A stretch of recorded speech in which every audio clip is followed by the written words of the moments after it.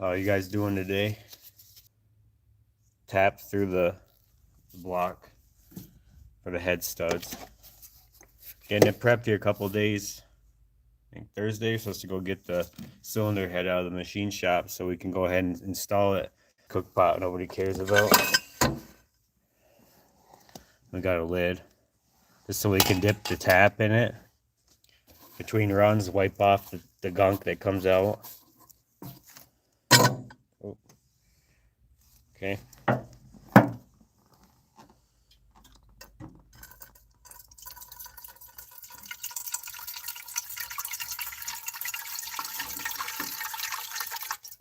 That should be plenty. I'll cap it right away. Okay.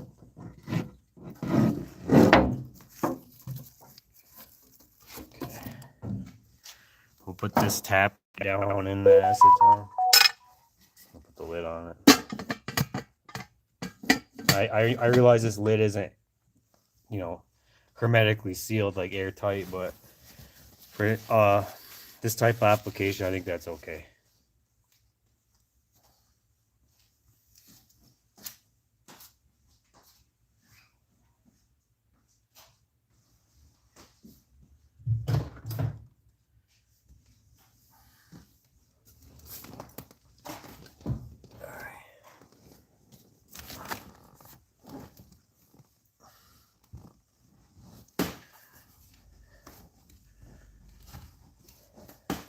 Over here.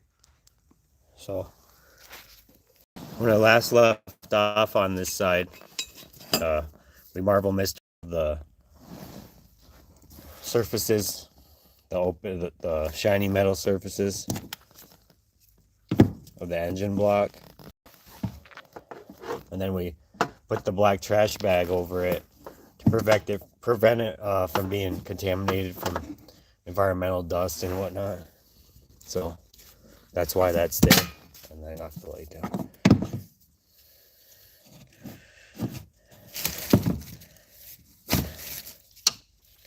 Try to figure out a good spot. I think from up here is probably good. That works. All right, here we go. Oh, gotta take carefully. It's kind of buried around the front.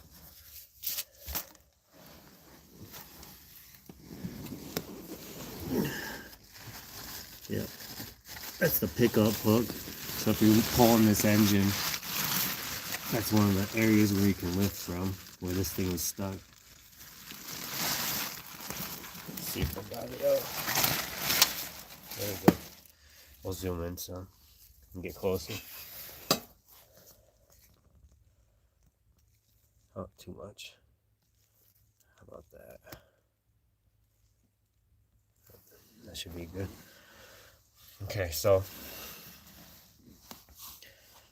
what is this? I got a zip tie poking my eye. Second here.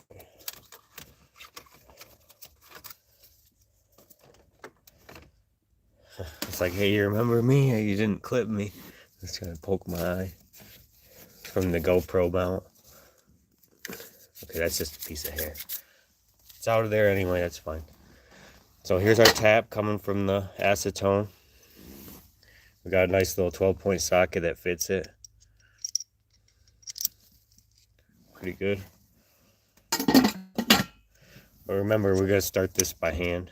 And I'm going to get you guys zoomed in better on that.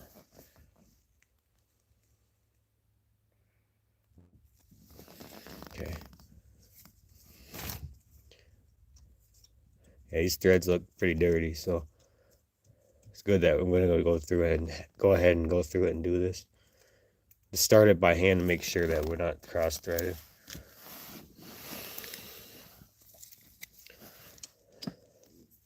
The AC line's kind of in the way, but it's got slack so I can move it kind of. So it's not so rigid that it's damaging anything. So I try to get the best I can in here. There we go.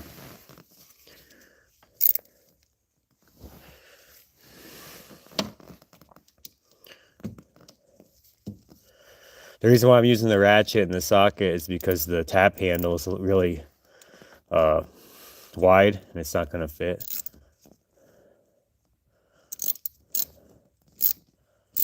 Okay, and I can tell it's not cross-threading. Pretty dirty threads though. We'll do the back off a little bit and go forward again. There, that helped get some of the debris out of it.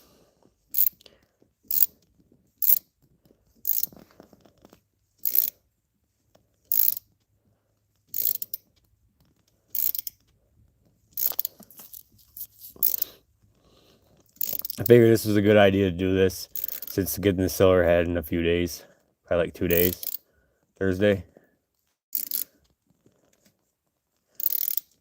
So getting this all done, so it'd be a lot closer to just installing it when I get it in here.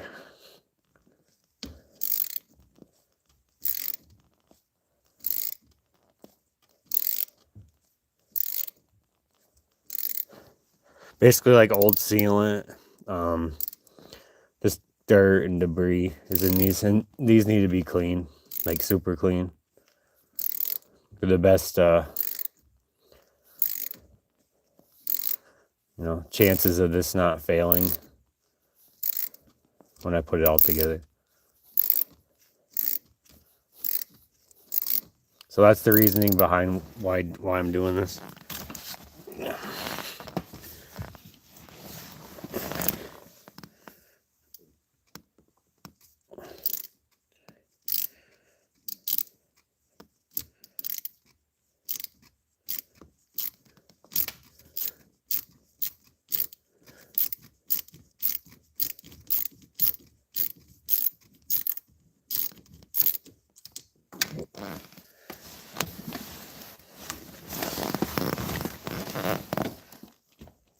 Okay, we're gonna back her out now. See, the threads stop pretty quickly. They actually don't go that far down.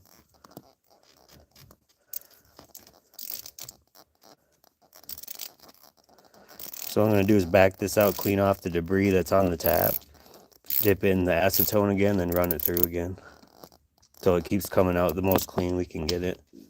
Then move on to the next ones. There's 13 stud holes total.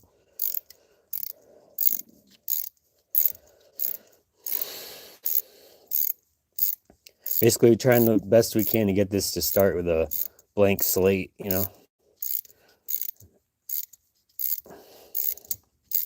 this is a standard tap. There's nothing metric, as far as I'm aware, on the engine stuff itself. The vehicle itself is mostly all metric.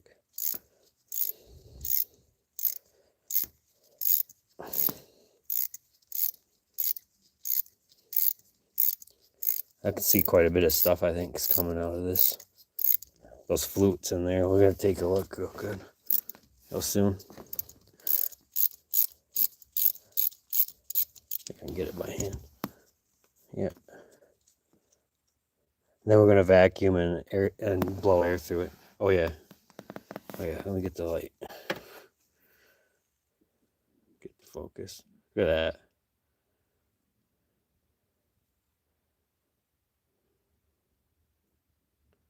Yep, that's just got to come off.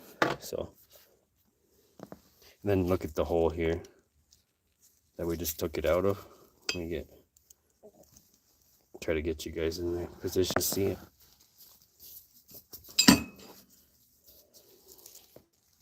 Well, you can contrast it, like say right, this here is the one we just did, one first run, and then this one, these ones haven't been done yet. So, quite a big difference in the metal sheen type of thing. I don't know if that's the right word for it, but so got a clean lint-free rag.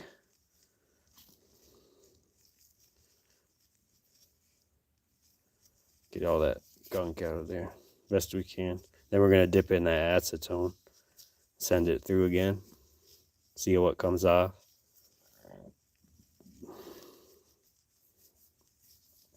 It should be a lot easier to run that tap through the second time.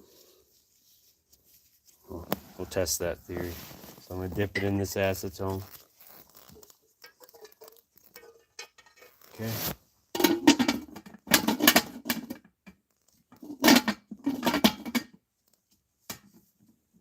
Let's recover the top pretty quick because the acetone likes to evaporate real fast. It's real volatile.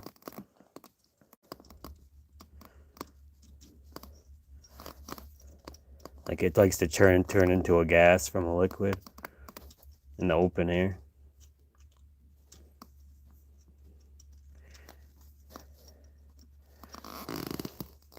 And we just take our time to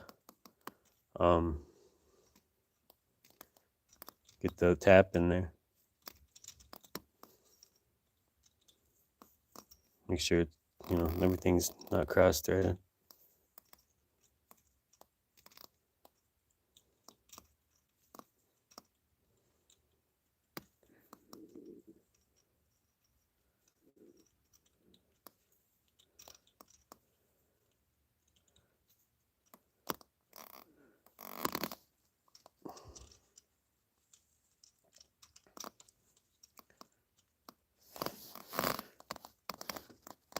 Just that AC line's kind of annoying, so.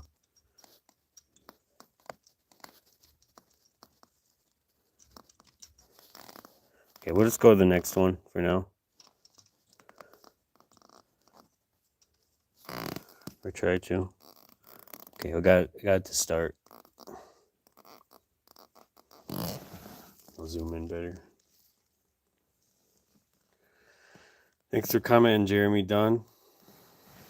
How's it going today? Yeah, we're running acetone on it right now, just cleaning it. Getting it super clean so when we put the cylinder head in.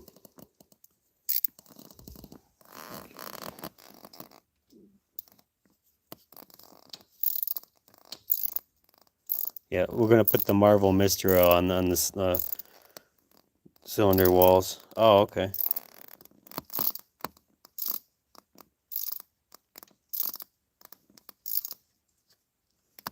So you like this kind of stuff?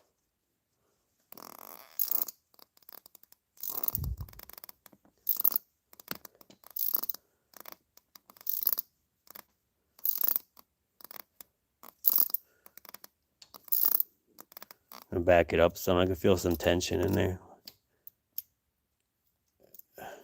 It's not cross threading, it's just a lot of gunk in there.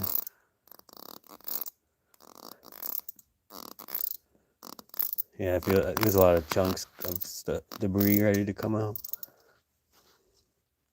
We'll keep running it.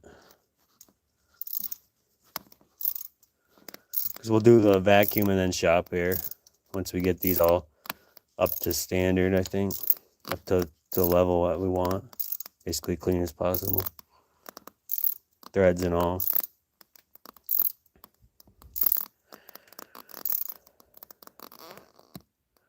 Okay.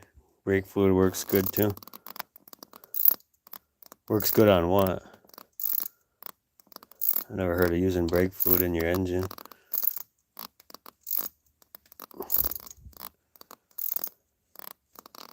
Yeah, I do. I got shop air. Yep. Got a 30-gallon air compressor here. Basically as big as I could find it without having to have it actually wired in for a 220 or 200 plus volt circuit. I mean, I technically could have. I just get the air dryer or the you know, like the not. I misspoke.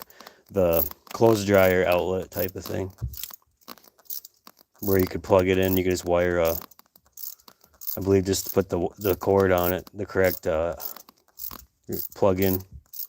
But I think 30's pretty good for this. I'd probably like to upgrade eventually though. Oh, okay. Yeah, we're just cleaning this up is what it is, because we're going to put the cylinder head on here in like a couple days. Well, we're going to get it out of the shop, machine shop. We just did the passenger side a few days, like last week. So we're getting this prep, the driver's side now.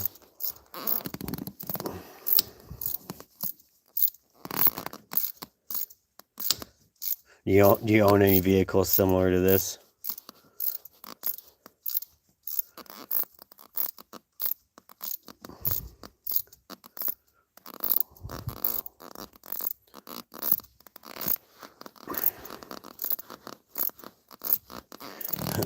Sorry about that. The seat's kind of squeaky with my arm moving back and forth.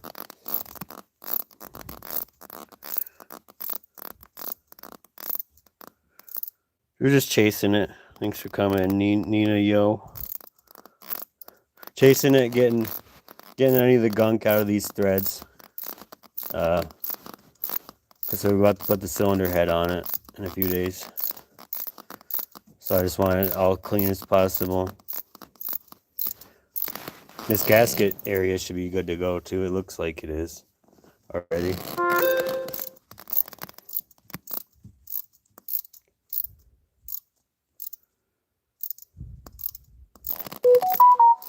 No, rethreading would be some kind of nightmare. I don't think I'd want to be doing on this. Especially head studs. I guess if you have to, you have to, but these are good threads as far as I know. So, okay. We got the tap out. Got some debris to take off the flutes area. This wasn't even failed. This was just preventative maintenance because I was already doing the spider injector intake manifolds. So the head gaskets weren't failed yet. Passenger side looked like it was gonna fail soon when I took it apart. And then it failed the magnetic particle test on the passenger side cylinder head. So that's got a brand new OEM cylinder head already installed here underneath that plastic here. So that's all good to go. Torque to spec, you know, chef's kiss, perfect. Well, I don't know about perfect, but good as I think I did a good job on it. We'll see when we go to start it up. It's okay. I'm dipping this tap in the acetone here. So we're running this through here with acetone to clear up anything that's like not supposed to be in those thread areas. I'll move this down a bit. So we get to that point and then put it back to tighten mode.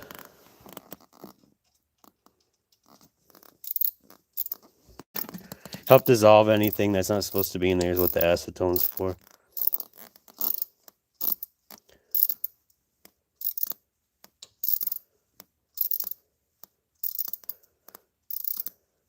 But good question there, Nina.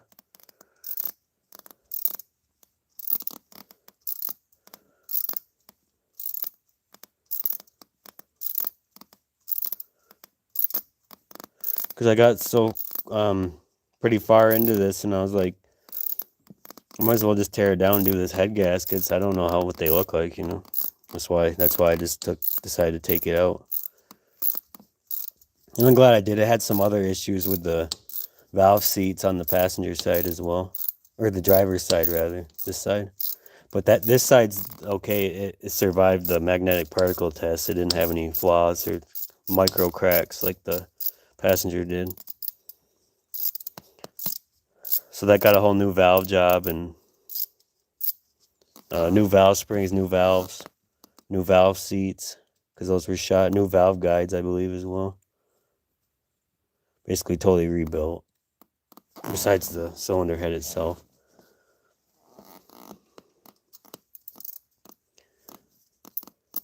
Like I saw recently there. I just have to pay the rest of it here in a couple of days and pick it up.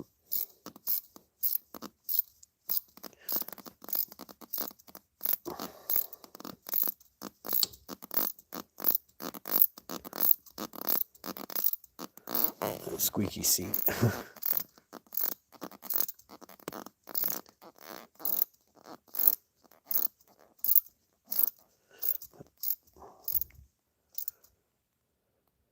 Really?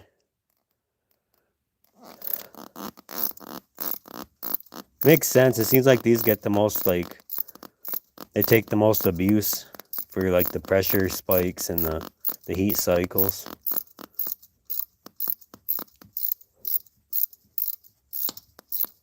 Because interesting thing to note was the driver's side here had some really nasty clogged cooling passages on the cylinder head, like completely like backed up with gunk in it. Let's see what came out of this side. Let me get position, get the light on here better.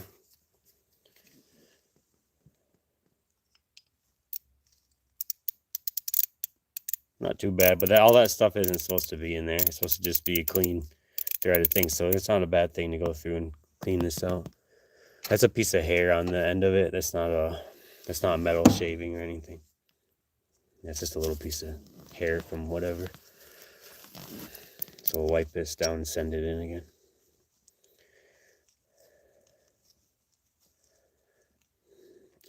I think that's Peugeot. I don't know how to say that. It's a European car, right? I've never worked on them before.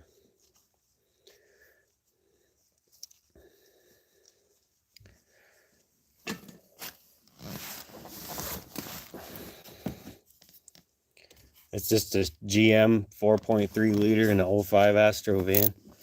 This is good practice for me because I got a 98 Blazer outside that we got to do the same stuff on coming up and on the channel here too. So good practice. I'm going to dip this tap in the acetone again. Show you guys if you haven't been here for this part. It's just a cook pot I just got for free. Nobody cared about. It's got acetone in it out of that gallon jug. Hang on. See the tap? Whoops. And we're gonna dip it in there and then run it through the threads. Try to do it fast because this stuff likes to evaporate. I'm try to run it through here.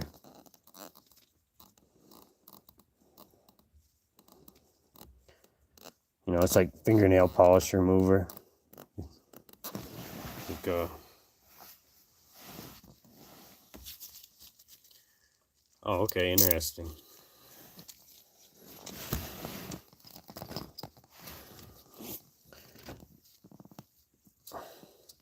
Yeah, they're little cars, right? I don't think I've ever heard of them having like big old trucks or anything. But interesting, you know.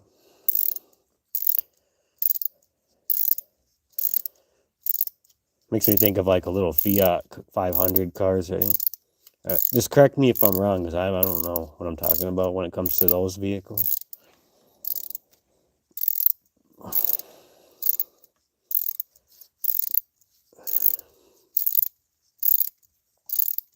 It's getting a lot easier and smoother with that second run of acetone through it on the tap.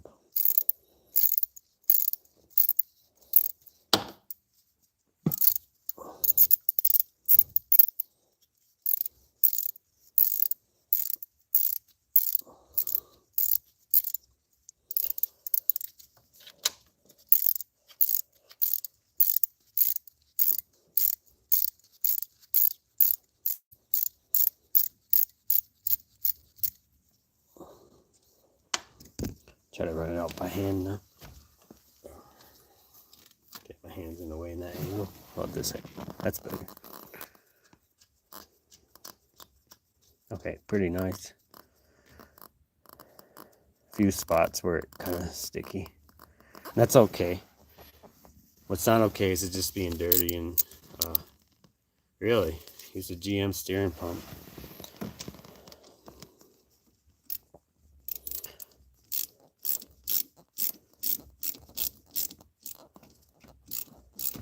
But they didn't use a GM engine though.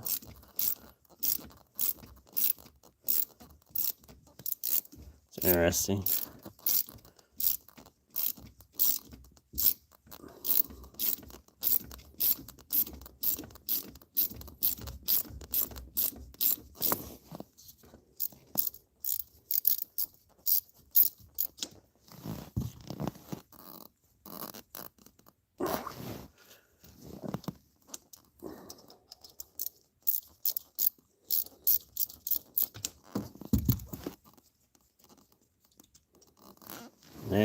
looks pretty good. Let's take a look with the light.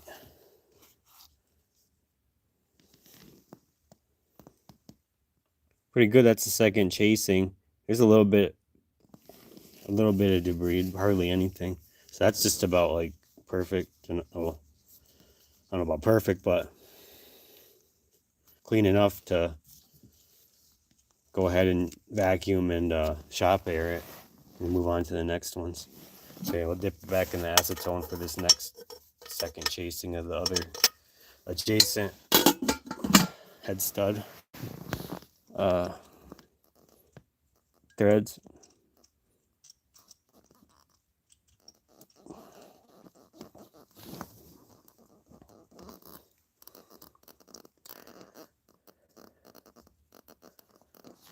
Let's get that.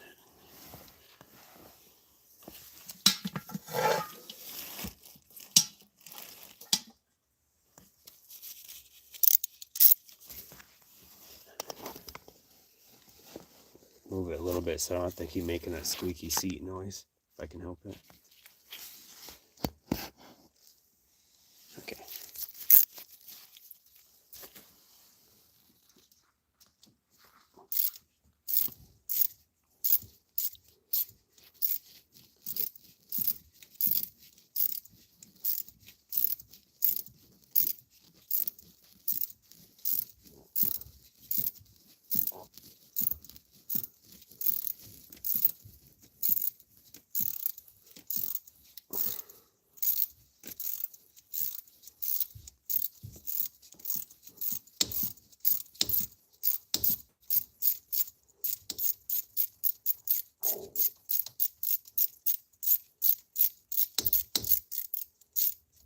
That'd be good. We'll back it on up. So I can get it by hand. We'll try.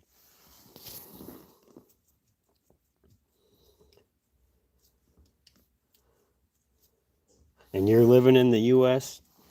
or when you were working on them, Nina? Let me get on this side of it. Okay.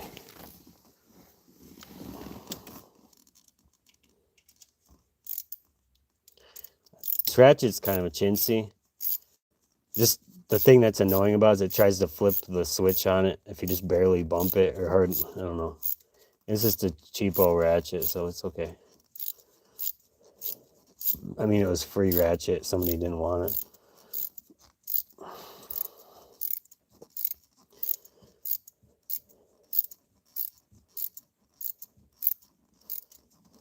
Somebody was moving and like, here, you can have all this stuff. So I'm like, okay. They didn't want to take all this stuff with them.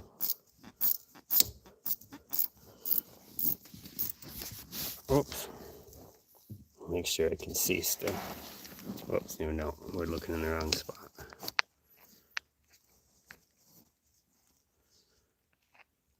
Bumped it by accident, guys.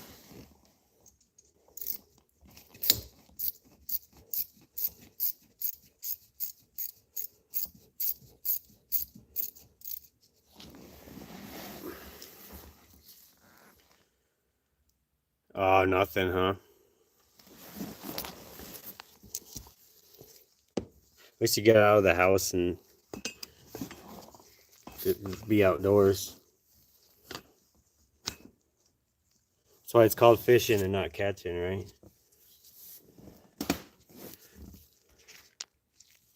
Like a dad joke for you.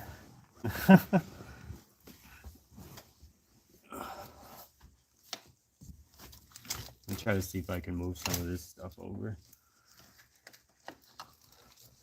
Especially this valve cover, it's kind of in the way of the other cylinders. Or the, yeah. Okay, that one's got the oil filler area. Okay, I got it out of the way enough, so I think I can live with that. So this wire little stuff can get over here. Attempt to be. See if I can perch the light right.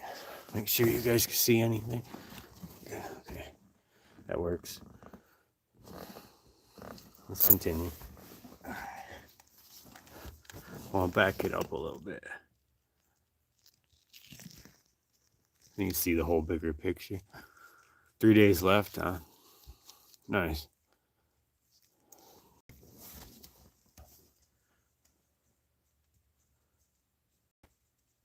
So we'll pull the rest of this tab out. And then I'm gonna wipe it down. Wipe off anything that came out. There's some stuff that came out.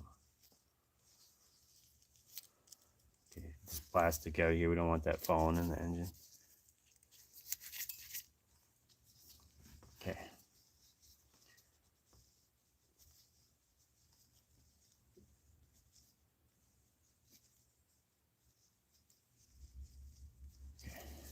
I'll run it through that hole again.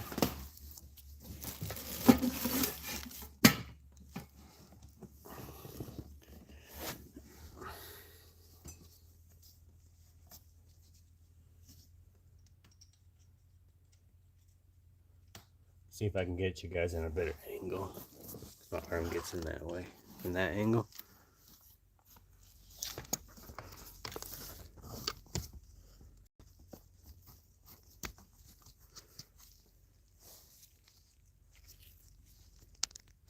Whoops.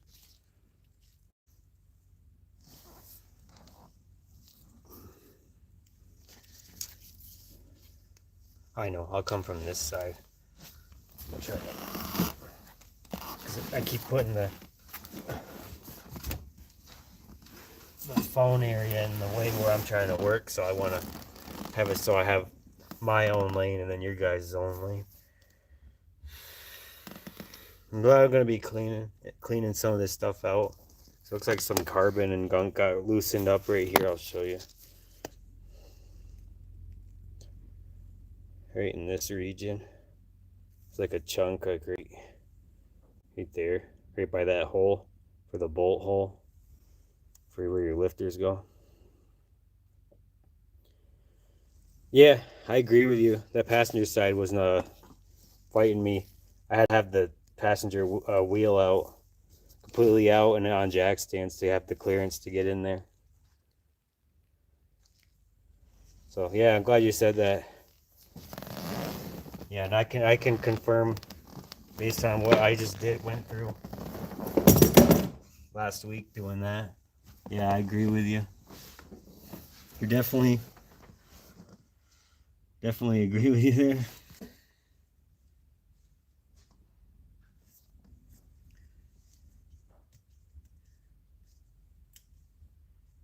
Wow, there's like a big piece of junk over here too.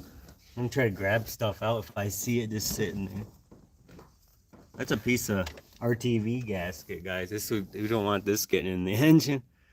It's from the intake manifold area, just sitting on top of the area where the lifters go. So I'm glad I got that. I'm throwing that right on the ground so it doesn't somehow migrate back into the engine.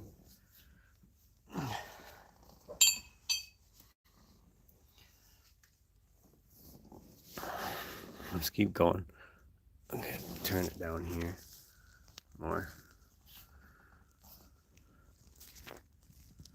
All right.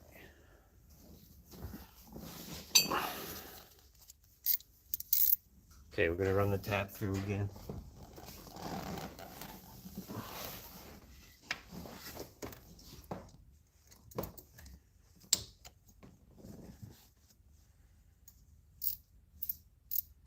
This thing's tries to switch so easy. I kind of don't like this ratchet after realizing that.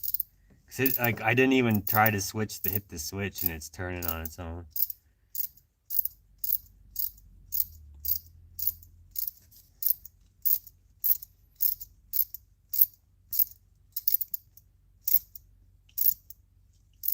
It kind of just gets bumped a little bit and then it'll try to switch to reverse.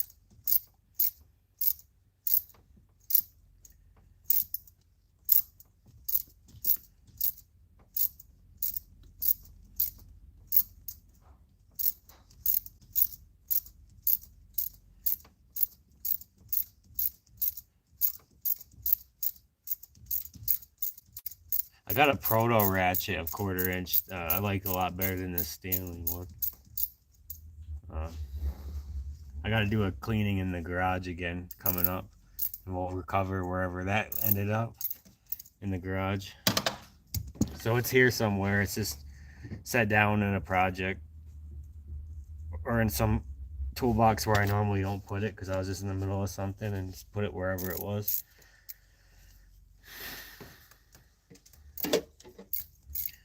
So that kind of explains why you can never really have too many ratchets, in my opinion, especially with like the better brand names and better styles, because you'll be working along, at least in my experience, and you'll set it down wherever you were, and then it kind of gets buried under stuff while you're in the middle of projects.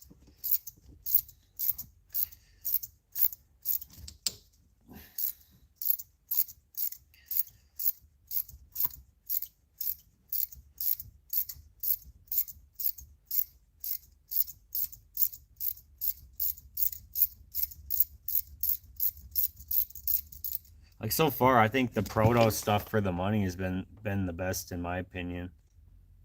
For me. But to each his own. So I got another light so you guys can probably see better. Probably help. Hang on a minute, guys.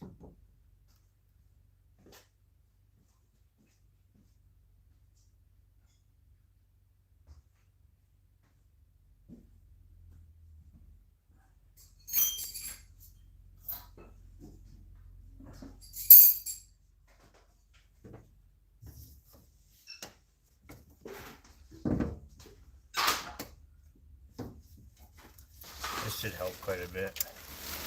There.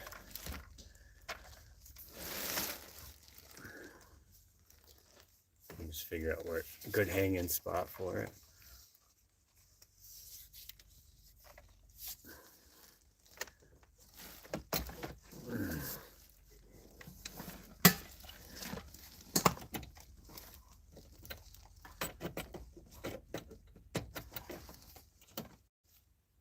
That'll work. As long as I don't breathe too hard on it, it should stay there. Okay.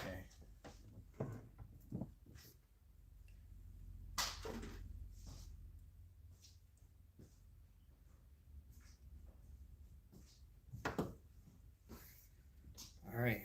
Oh, it's a lot better lit up now. Pretty happy about that. See, I got that light here. Oh, let me zoom back out. Got that light there, and then this light from above, right here.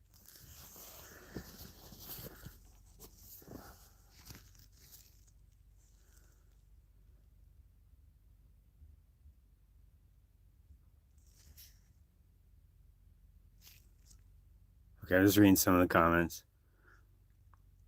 I don't know why, but it seems like the driver's side always has more room for the head placement. Yeah, I agree. Found a hairline crack on my passenger head, but I have sealer mixed in with my coolant. Oh, what'd you use for your sealer? Pretty sure it's cracked on my 305 and my 98K 1500 I got outside. I put those AC Delco tabs on it in this coolant until I get a chance to do the head gasket on it. It's been serving me well till then, because it was kind of losing coolant out of the very back of the passenger side at the very end of the block. It was doing that, and it hasn't done it anymore since I did that. I don't try to rev it like I'm trying to race it or anything either. Try to make it last until I can do this same stuff on that. Hang on, I bumped the stand here a little bit, so I'm trying to adjust it so I don't have to hold it. That ought to be good.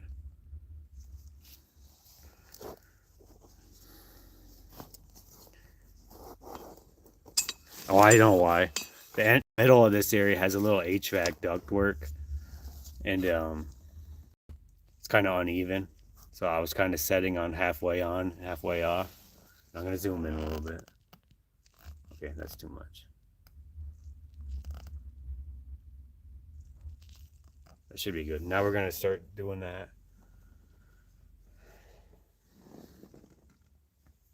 See where I left the tap. Okay, here's the tap. Let's continue. And grab acetone from the passenger side.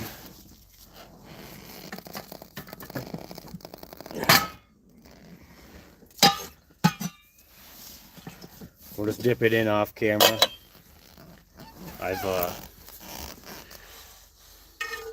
It's just a cook pot with acetone in it. Okay, here we go. I'm gonna put the lid on it because it tries to evaporate. Let's keep going.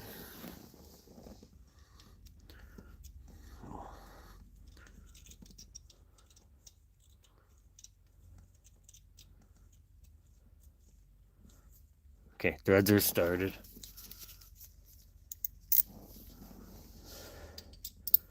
Yeah, you're probably onto something there, Pookie, with them using recycled metal. Probably not as pure as it'd be if they just used not recycled metal. You're probably onto something with that.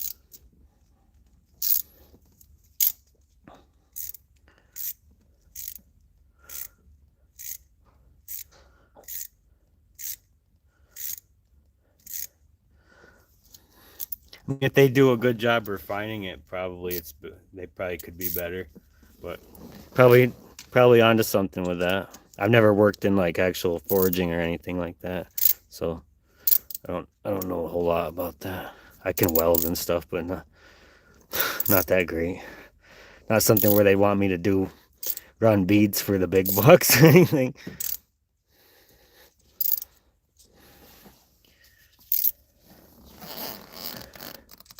You know, the grinder and paint and the welder I ain't kind of thing going on here. But hey, it's better than not knowing how to run it, you know. And I find I get better at it the more I do it. Like most things in life.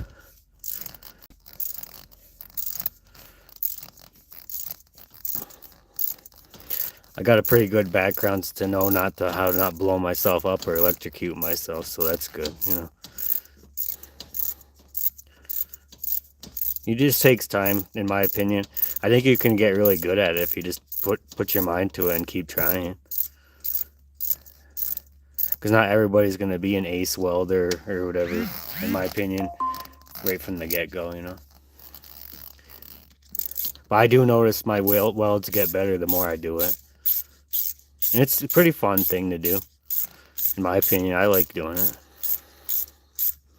Because when I took these body mounts off to put the 2-inch body spacers in it for the body lift on this van, 2 of those bolts were like the nuts, the retaining nuts were boogered up, so I had to cut it open and change those out for fresh bolts, and I had to weld it up, and it gave me some practice, you know.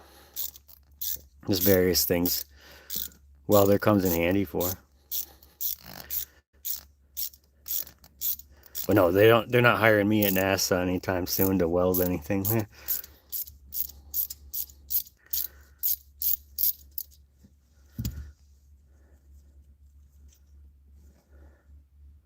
Well, if you'll know if I'm not here I'm doing YouTube on the moon or something, if my welds all of a sudden hit a home run, you know,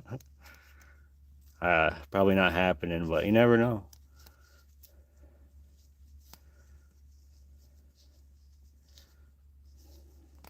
Oh, we got more comments. The thing was stuck there. Yeah, I agree. Practice makes perfect. You do. Because some people, you're not going to hit your home runs, so to speak, of like everything you do is perfect the first time, you know.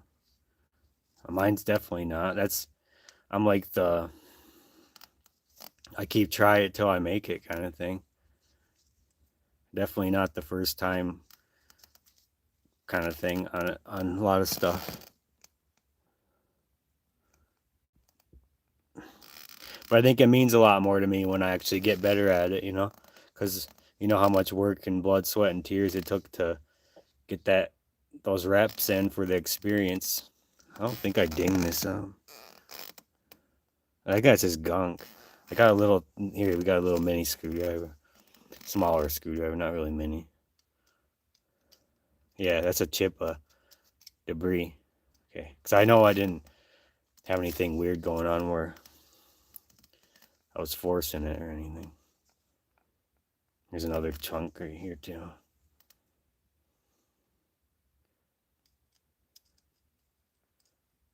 Yeah, barely any effort. You just kind of get it out of there. Blow on it towards the back of the vehicle so it doesn't fly back in the engine. Okay, into the acetone again.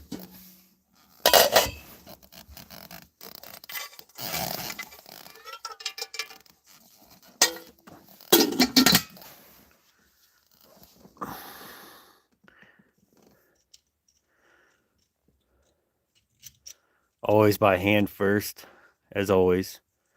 If you're new here, that's what I like to do. I just got like, I don't know, not really an irrational fear. Just, I know, because I've cross-threaded stuff before and it's not fun. I definitely don't want to cross something on an engine block. When I first started out years ago, I had some cross-threading issues by trying to use the impact on lug nuts. On the studs, you'd strip the threads on the studs from not hand starting them. So I always try to hand start everything the best I can after that. There's so much more work involved in everything if you cross thread and stuff. There's nothing wrong with using the impact stuff, in my opinion. Just make sure you use it accordingly to the right stuff, type of job you're doing. Like nothing on this engine we're running any impacts on any of that. It's not necessary.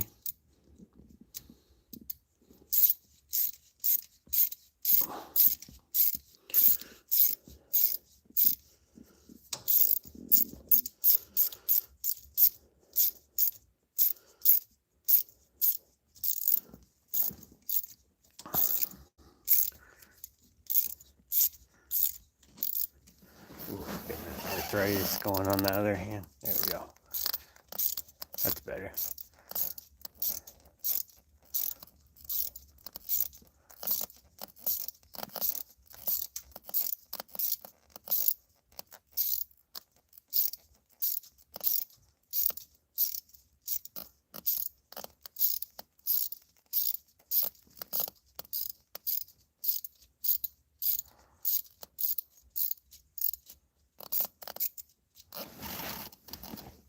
But it's like our bodies aren't really, the technology isn't right there to be like, hey, my hand's kind of all messed up and arthritis stuff. Can't just do a hand swap, you know, or swap out parts like a car when they wear out on your body. Just get a hand at Walmart, you know.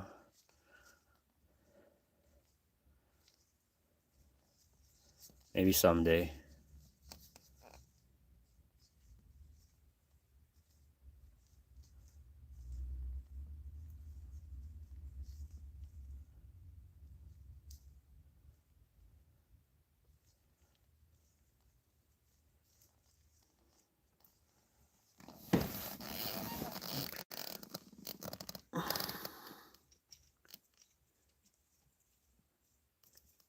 I'll dip it in acetone again and then put it back in.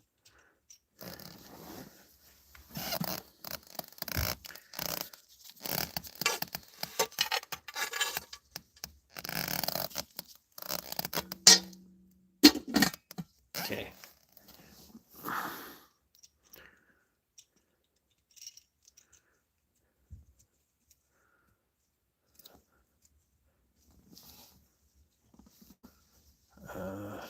Okay, there's the ratchet. All right, man. It's good to see you. $60. Y'all's all you paid for your welder? How you like that? Let me know when you get back. I didn't know they sold a welder for 60. I paid about 300 for mine. But it's a Century branded Lincoln welder. Stick welder. it's been pretty good for what I use it for. I know it's not the most high powered or anything, but for what I do it with it, it seems to be good.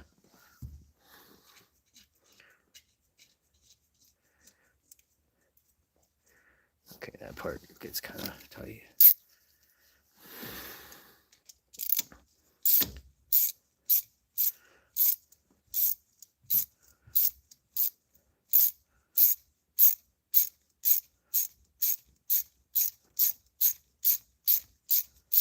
Oh, wow, that arthritis, dude.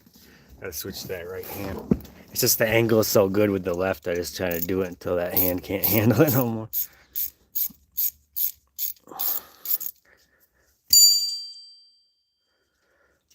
See what came off of it. Not a whole lot. There's some gunk right there at the end of it.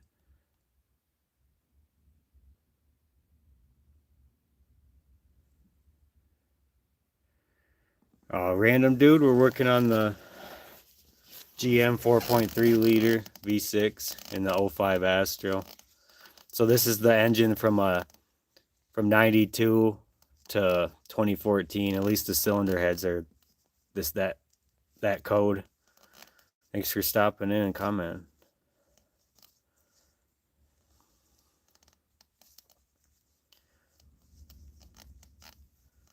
We're getting her prepped because we're going to get the cylinder head out of the machine shop here on Thursday. At least that's the plan.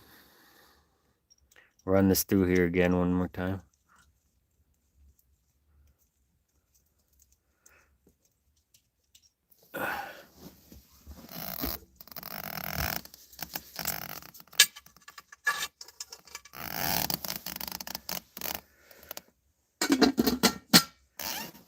This cylinder head stuff should have been, I think, like the music video for that One More Time song, Just being silly. I run it through one more time.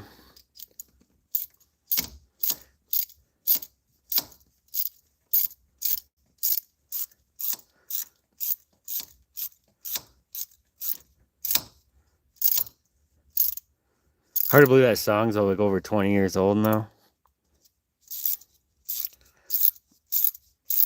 About as old as this van, a little older than this van.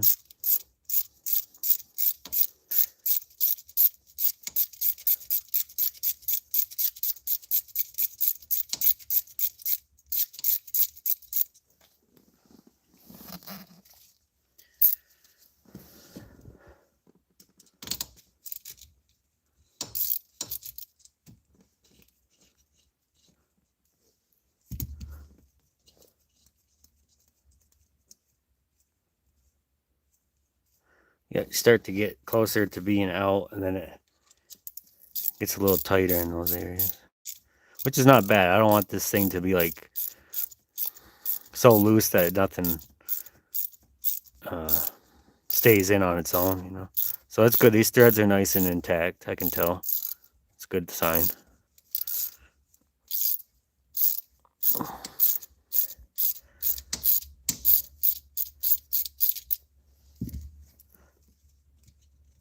See what came out. See what's in the flutes. Pretty much nothing. Oh, there's a little bit there, right here, tiny bit.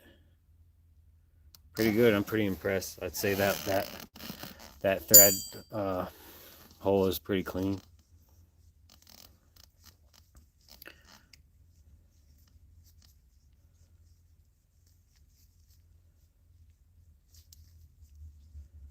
Now it's got that One More Time song stuck in my head.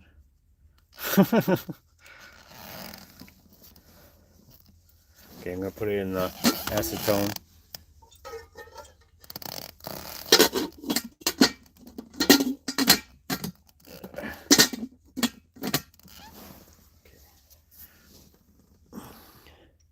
This hole looks like I didn't do it yet. It's pretty gross.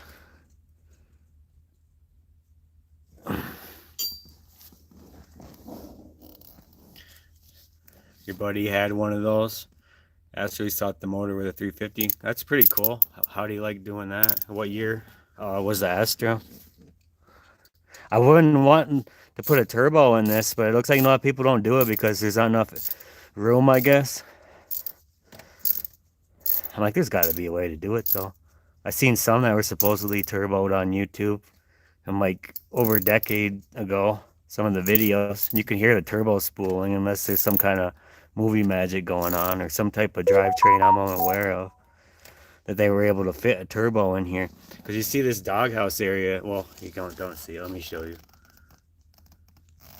This doghouse area, pretty like tight in here. Now I've been looking at getting like the marine intake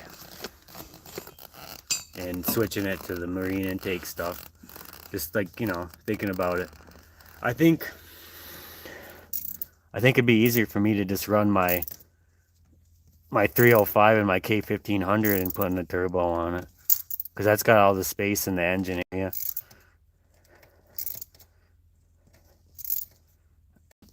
Okay, that's tight. I'm gonna back it up and clean off the flutes. Wow. I'm doing it left-handed and I'm right-handed, so hang on a second.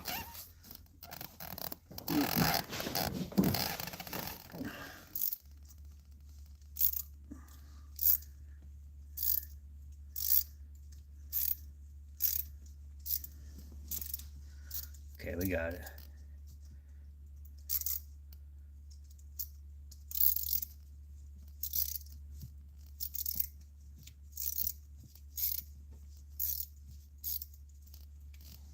Oh wow, there's a lot of crud on that tap, that's why. Yeah, so one good tech tip here for you guys is to make sure you don't force it. If it starts getting hard, take it back out. There's a ton of crud. Let me see if you guys can see all that. Let me get the light in here better.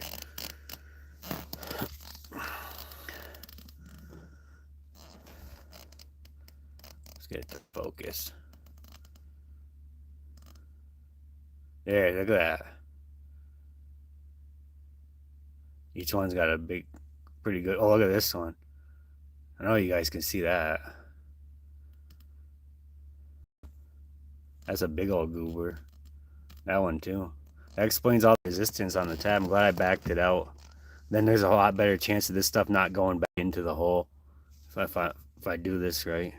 So we got our clean lint-free rag here. We'll wipe the flutes out, because it looks like all the flutes, all the stuff accumulates in the flutes area on this tab. Yeah.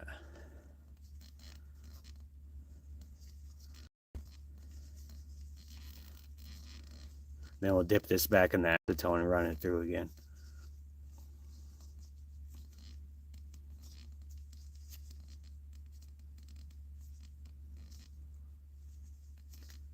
Yeah, wow.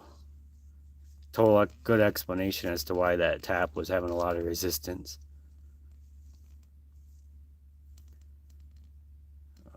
There's some more up here. Somehow some got way up top. There. Okay, into the acetone again. Okay, here we go.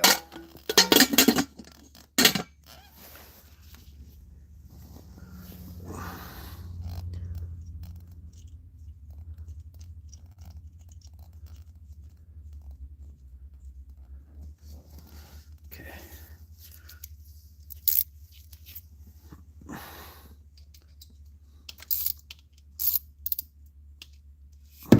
Uh-oh. Okay, good. It didn't hit nothing. Kind of have to balance it because I moved that valve cover out of the way.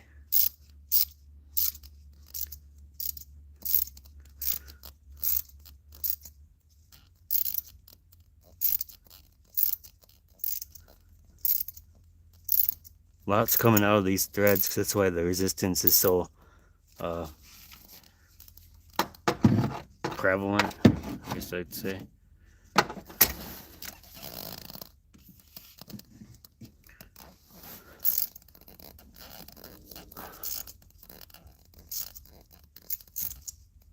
Oh, that switch likes to switch itself to backwards mode, counterclockwise.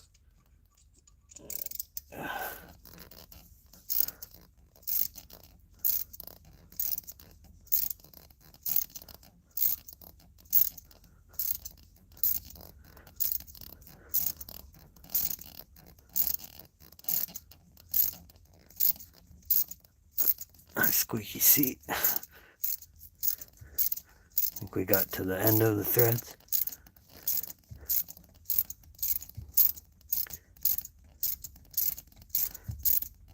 Okay, now we're gonna back it out.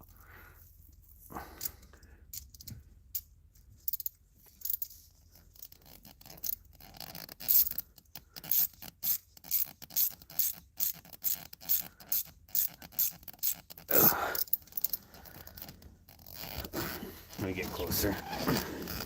Okay. It's warming up here. Let me take this hoodie off.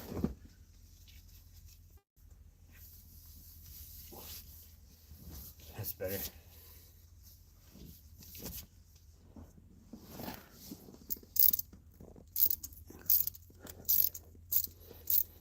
Oh yeah, I can see those flutes look pretty dirty on the tab. This one looks dirtier than the last one. It's like old sealant and just debris, you know.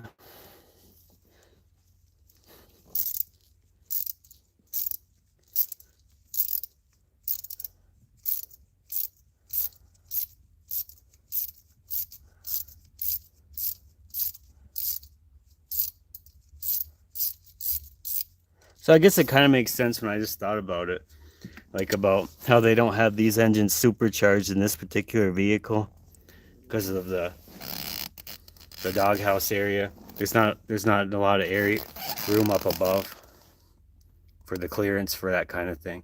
Look at that stuff that came out. Look at that.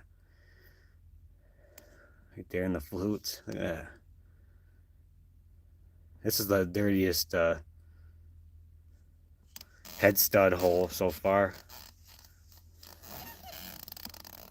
Definitely don't want to just run the bolts through that stuff. Let me wipe these out and dip it in acetone and send it to the next side. I'm going to shake this rag real quick. Outside of the vehicle. There we go.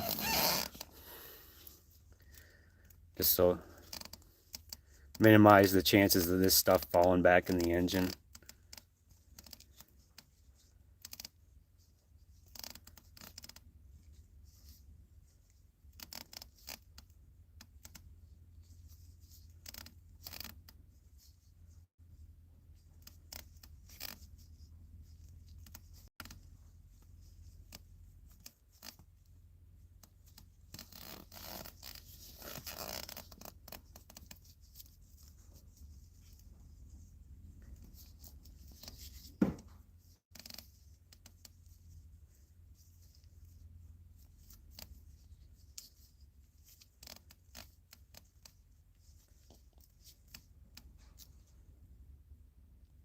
That's better. Good.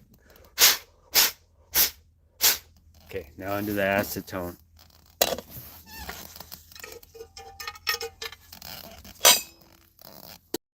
There we go. Let's run it again.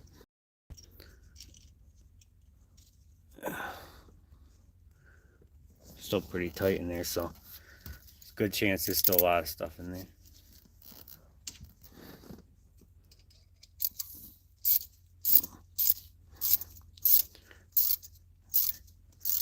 Less resistance than the first run, so that's a good sign.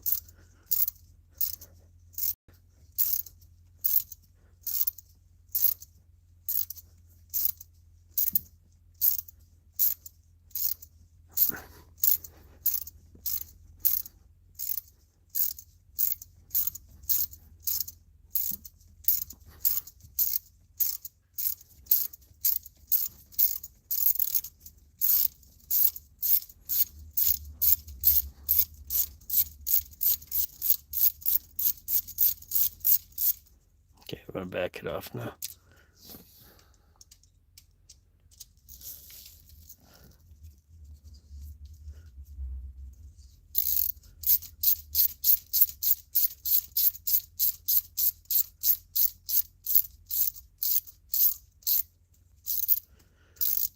Probably got a little bit of a taper towards the center of those threads. That's probably why you can't.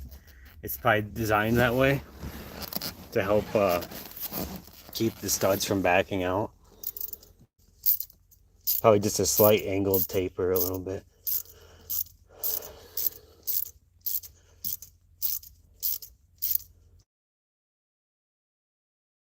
In there, that helps it because I can't get it by hand when it gets to the center of it, like halfway down the tap.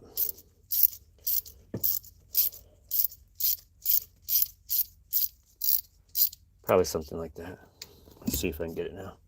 Yeah. See what came out.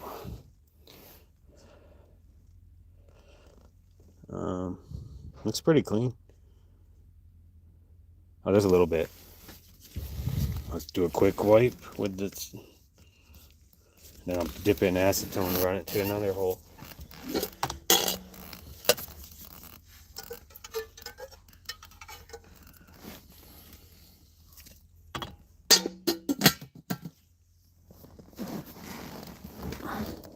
This hole down here looks like it didn't get enough love in yet. It's got like, looks like there's gunk in it. So we're gonna try to put the tap in here, just to be sure. Put this over here. There. Get a better view of it.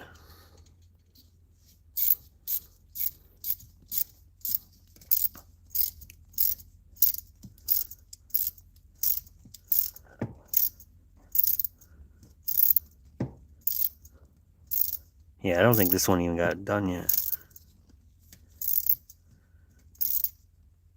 Well, just looking at it, I could tell it wasn't done yet.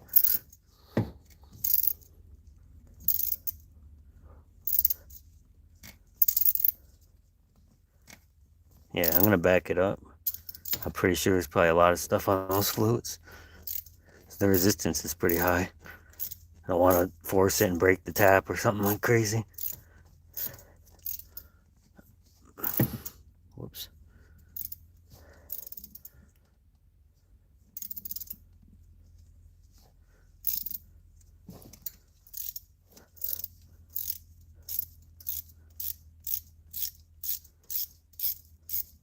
Oh yeah, there's a lot on those flutes, it looks like. It's good.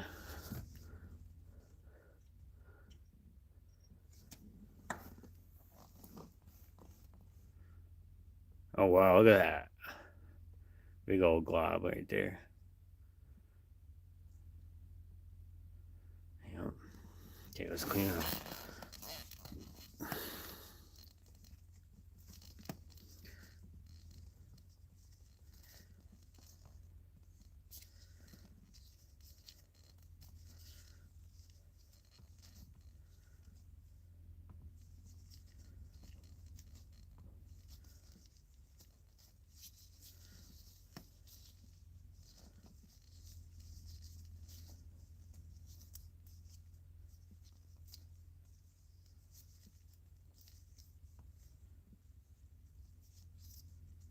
Okay. I'll run it in the acetone and send it in again. See what comes out. Usually it seems to get most of it the first run, but there's any of that stuff in there isn't supposed to be there, so it's not a bad thing. Can't really get them too clean, in my opinion.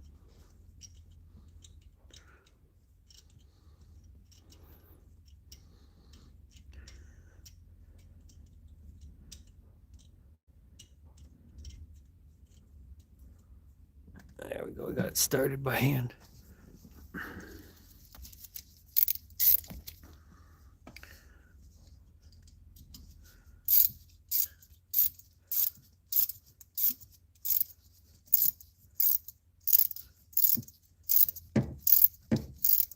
Whoops.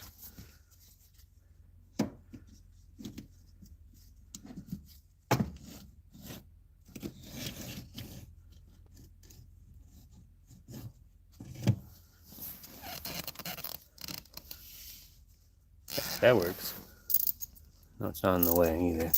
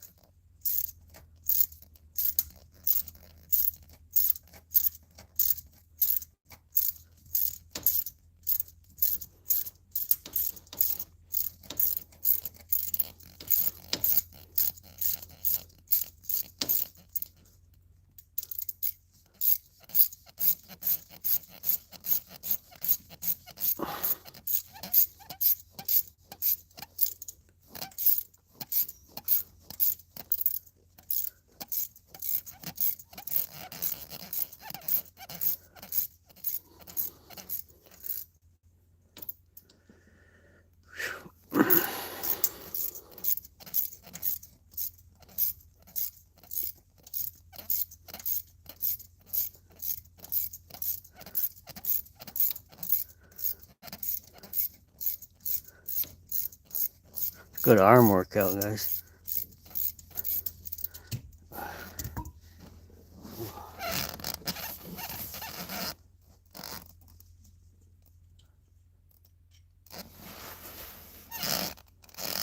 See what came out. Yeah, some black. You know, nothing is pronounced as the first run, so that's good sign that we're getting somewhere with this. You know.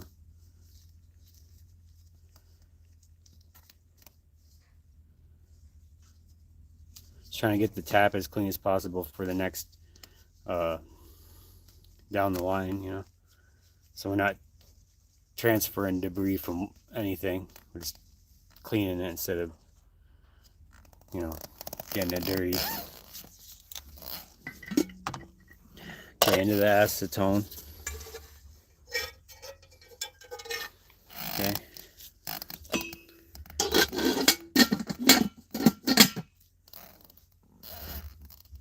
Okay, we'll run it again in there.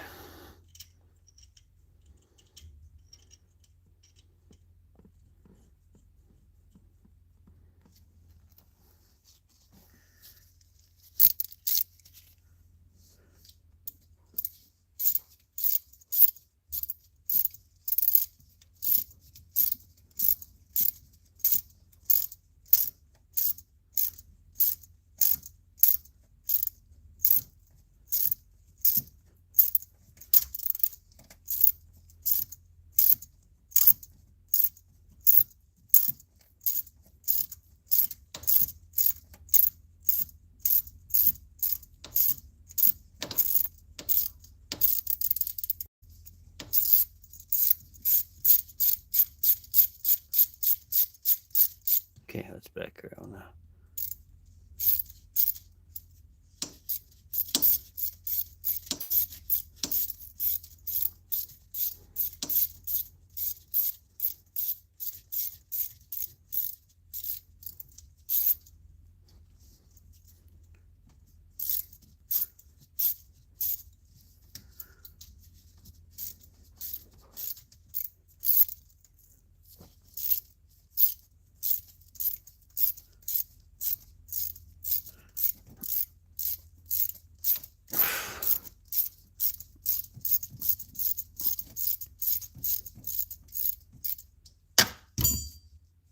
Oh, still not loose enough.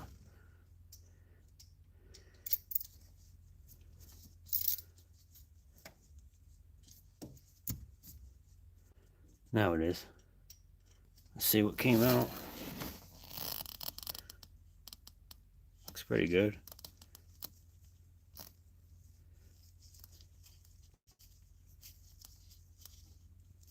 So that's a good sign too, because it looks like it's wet from the acetone.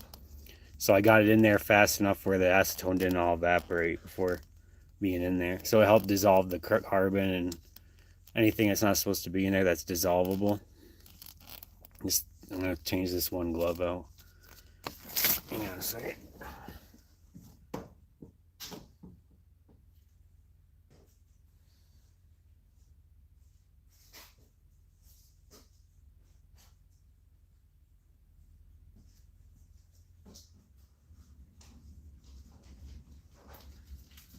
All right, here we go.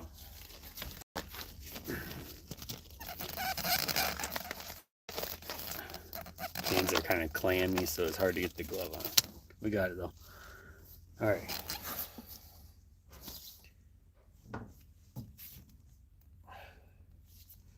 Something interesting I noticed when I put the relays system in for the LED headlights to run. I'll have to confirm it though, but it seemed like it was when I turned the headlights on and off. I don't know if that's something that goes on with the van though. I don't believe it did. We were running some acetone. The door locks were locking and unlocking when I turned the headlights on and off. I'll have to look more into that, if that's normal. I don't remember it being like that. So interesting. Not too big a deal.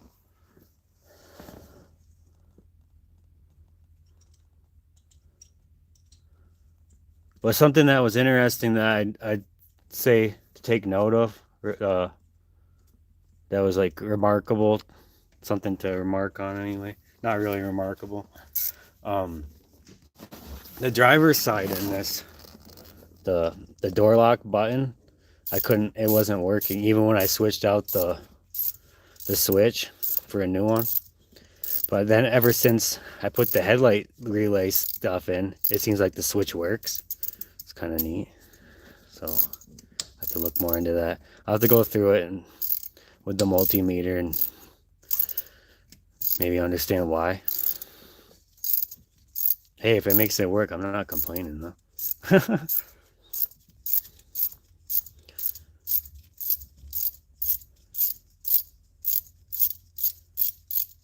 Probably could just be like a dirty ground or something.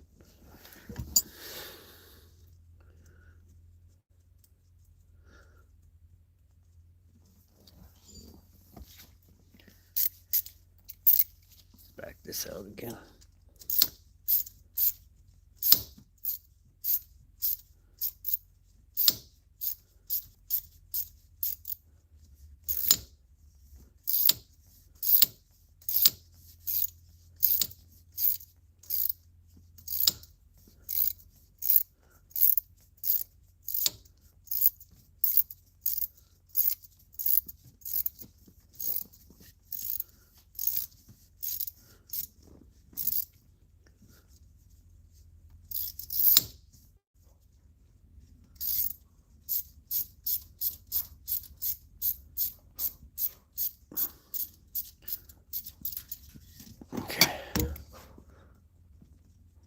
Let's see what came out.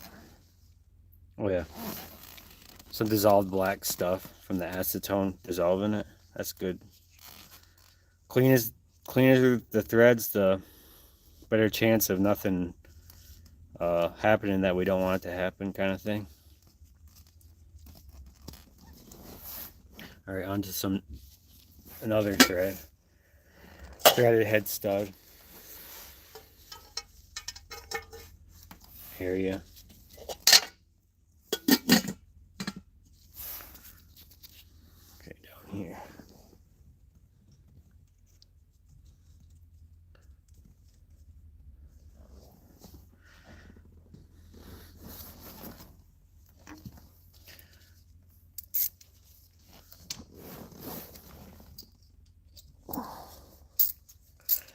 Looks nice with that new power steering pump and the new lines in there.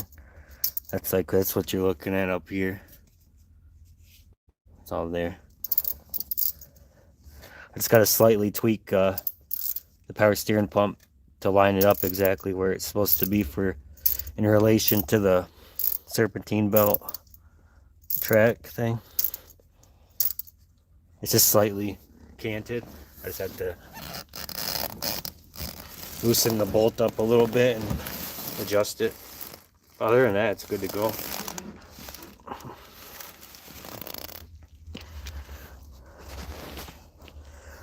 Let me get this.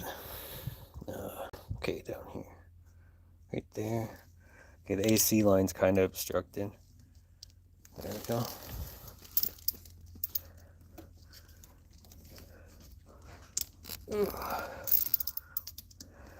Hang on, let me get that adjusted so you can see better.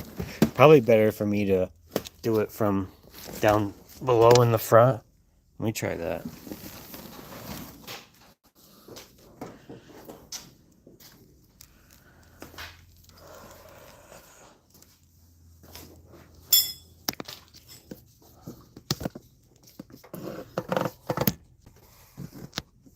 Oh yeah, I think that's better. Once I get it the way I want it. And then I'm not bumping into you guys over there too. I think that's pretty good. Yeah. Okay.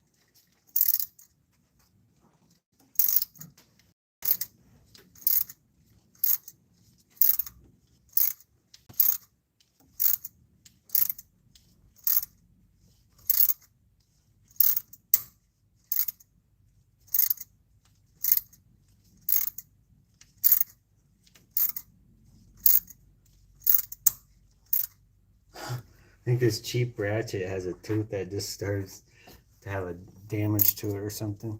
I was getting to that one spot on the ratchet and it starts slipping. Tap spines to the ratchet.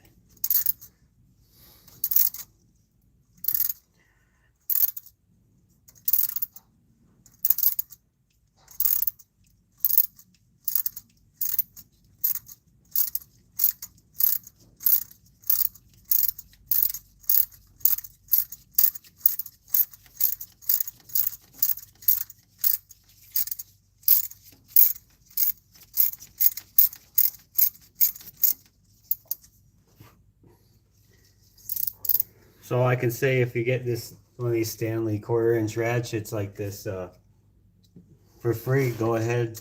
That's what I got it for. It's free. I didn't. Some guy gave it to me. He was moving, but I wouldn't suggest going and buying one if you need something that's dependable.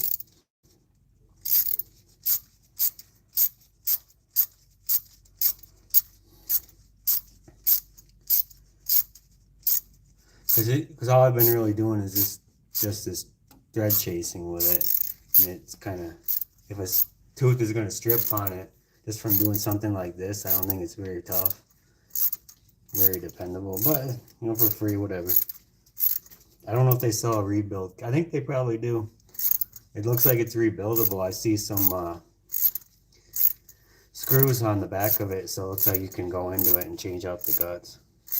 So interesting.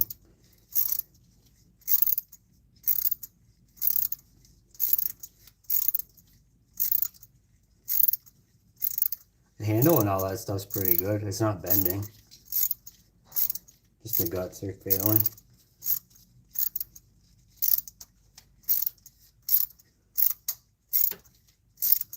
You can probably guess where it's made, so I'm not too surprised. Whoops. Okay, we're still good.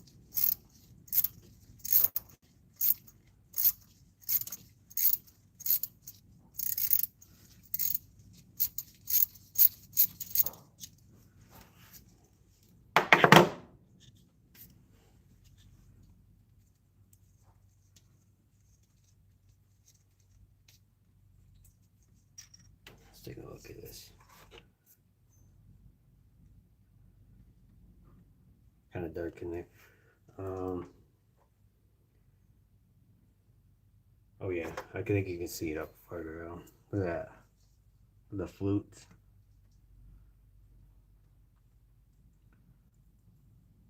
So it's coming out of threads, guys.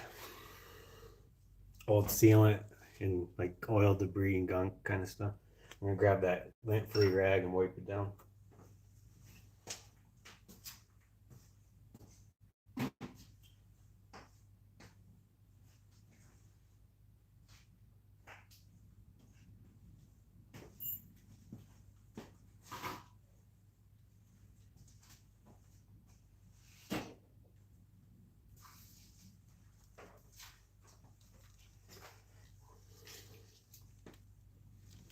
Pretty good engine to learn to do stuff on, I'd say, because it's not really all that complicated.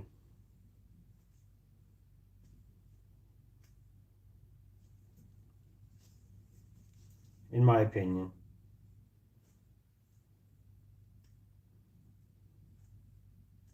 Just putting the tap down, guys. Where we got the camera stuff going, it's kind of harder to get it in there to show you. But if you've been following along at all, a lot of debris is coming out of these holes, especially for the first run of the tap through it. So I'm gonna grab the acetone from inside the cab and dip it in there and run it through another hole.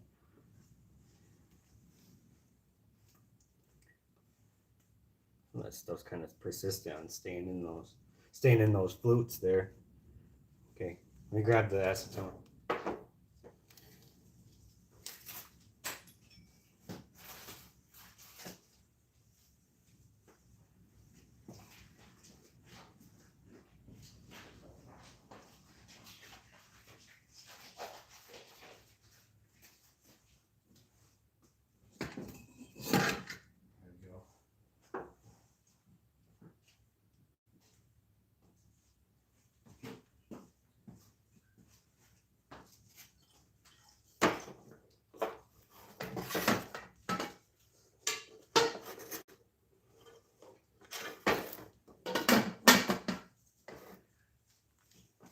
we go. Next hole.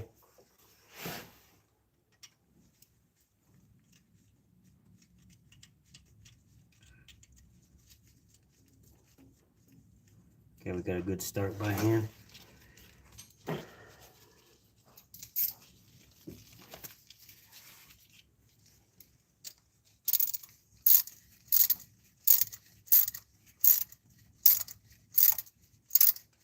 So it looks like for this power steering pump that's right in front of you guys, looks like it just has to come outward a little bit on this side. And then first the bolt loosen, and then reposition, then retighten. It's right there, like 95% of the area where it needs to be. Just needs that minor little tweak to finish the job.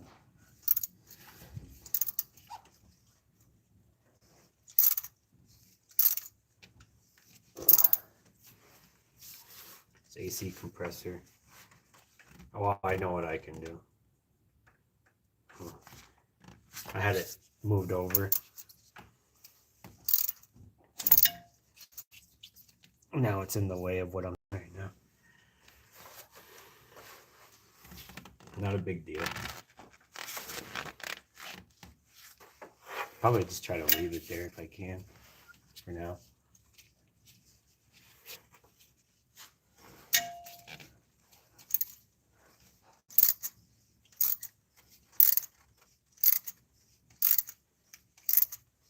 It's just tied up with some 550 cord under the firewall off a bolt. It's hanging out the cruise control bolt that's backed out slightly with 550 cord through it. And that helps keep the tension off of it from just dangling, and then it helps to keep it out of the way. It's kind of heavy if you try to hold it. Got some dirty threads here in this part. I'm going to start backing it out. I don't want to damage it. We'll back it out, clean the tap off, re-dip it in acetone, and then start again.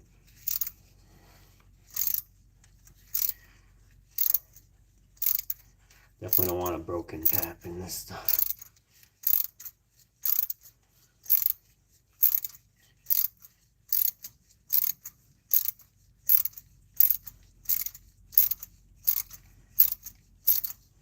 And like I said earlier, this is good practice for doing the 98 Blazer with the same engine. That needs head gaskets as well, among all the other stuff this thing got.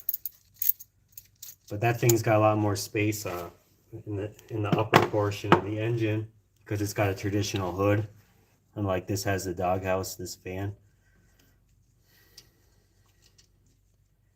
So this is like a harder version of the same stuff, but just because of the layout of the engine. We've got a pretty good amount of goobers coming out of there.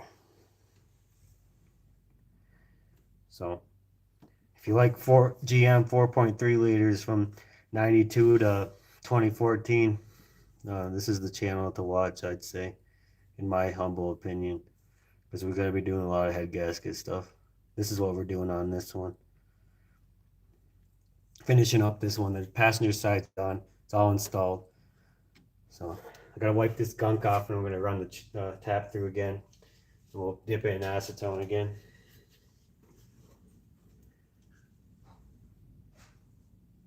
Okay. All right, that's just some. It's just some random woman's nightgown thing that we're using for wiping our tap off. It's just some Goodwill free clothes we had laying around here. Good for stuff like this, because I don't have any attachment to this clothes.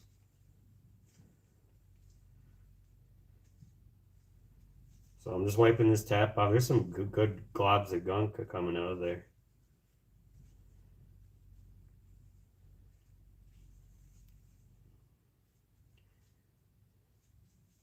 And then my 98 Chevy K1500's got the 305 engine in it, which is basically just the same engine as this, with 2 extra cylinders. Basically like a baby 350. It's just got a shorter stroke.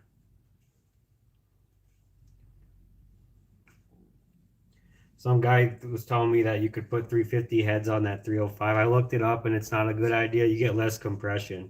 It's better just to use the 305 heads on it.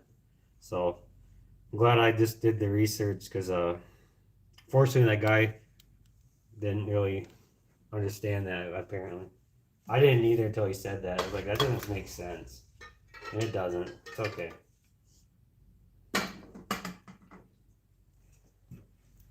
No point in arguing with him. Maybe try to just enlighten him, that's all you can do, right? But he had a pretty cool car. I put it on the channel of, he owns that yellow 1933 Chevy. So I guess he's into boats a lot. He said, that's the only car he's got that's for like car shows. Pretty cool car. 1933 Chevy. It's like a two-door coupe.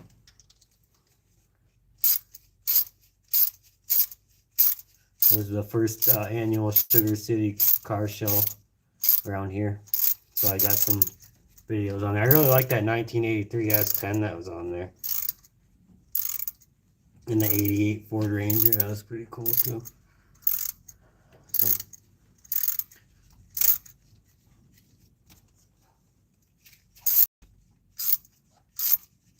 Small little car show, but got to showcase a few things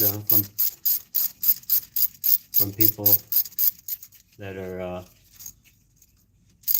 in the area around here. Kind of cool.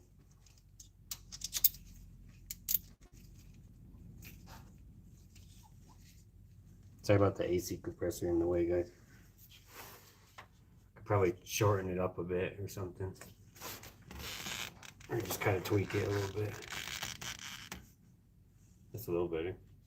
Oh, there we go. But we're running this tab back out now.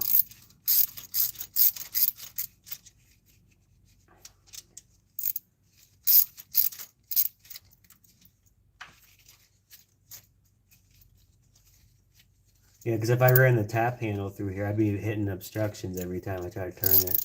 So you get like a 2-degree angle arc with it. Or, probably take all day. Longer than just using this ratchet with a 12-point socket on it.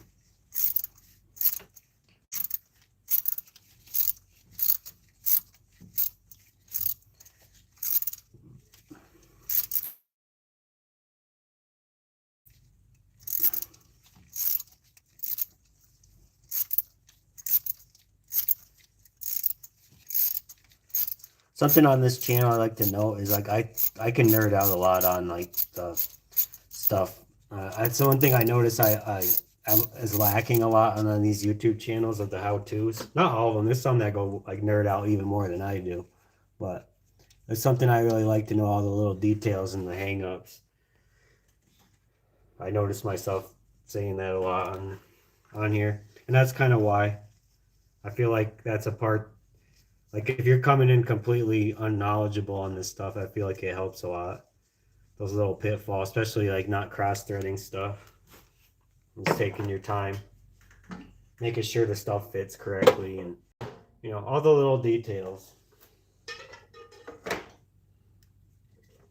I feel like the real big pro channels, they don't go into as much detail on some things as I'd like. I feel like that helps people a lot. It's just my opinion though. So maybe some of you guys think I talk too much about the details. That's okay. You know, teach his own. You know, it's okay.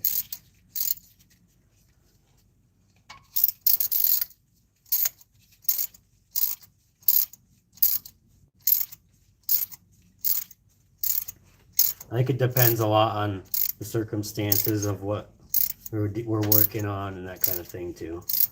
Something like in the engine area, I think all the details, I don't think you can do enough details, honestly, on some stuff. Because the tolerances and that kind of thing is a lot more critical, mission critical kind of thing. Versus if you're doing something else. They're all pretty important. It all adds up to safety and stuff like that.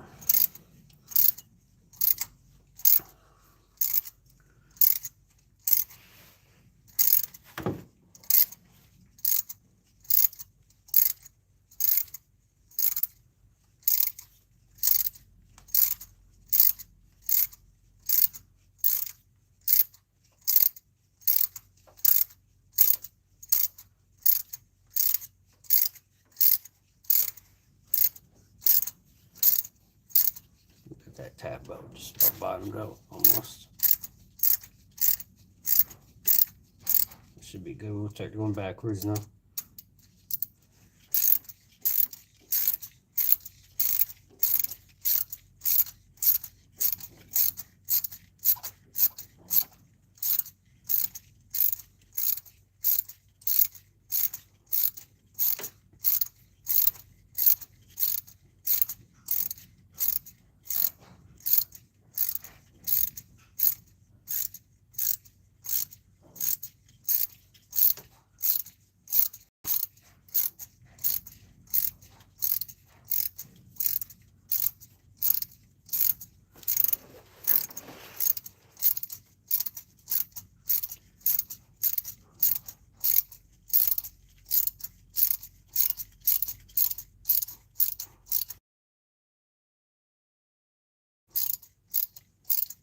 About good for getting out by hand now.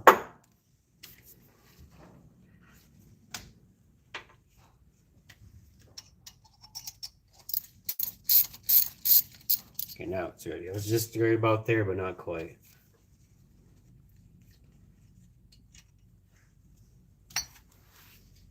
Oh yeah, I got some good old globs out of there. Let's see if you guys can see that. Right in the fluted area. Look at that. Look at that black stuff.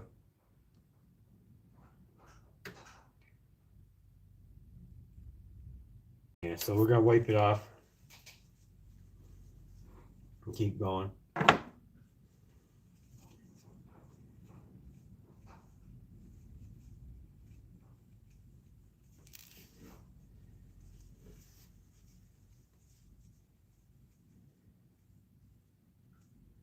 Grab a different rag. This one's not really as lint-free as I'd like. No worries, we got a nice t-shirt, white t-shirt here. Show you guys.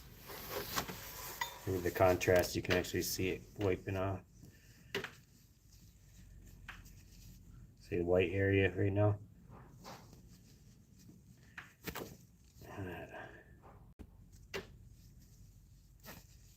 So we're cleaning it up pretty good. Oh, there's the big old glob. If I can get that to focus. Right here. Anyway, you'll see the shirt get all nasty.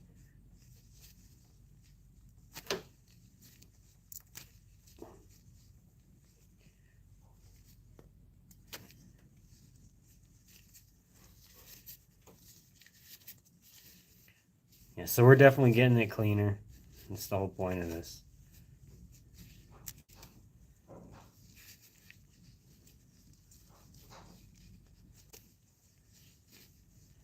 Alright, into the acetone.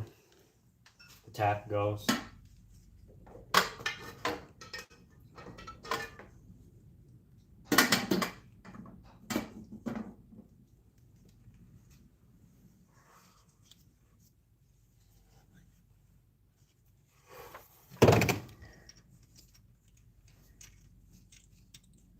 Excuse my arm in the way for a moment.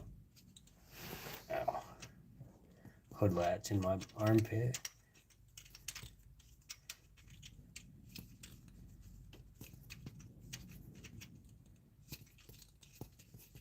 There we go, we got it started. I can go in with my other hand.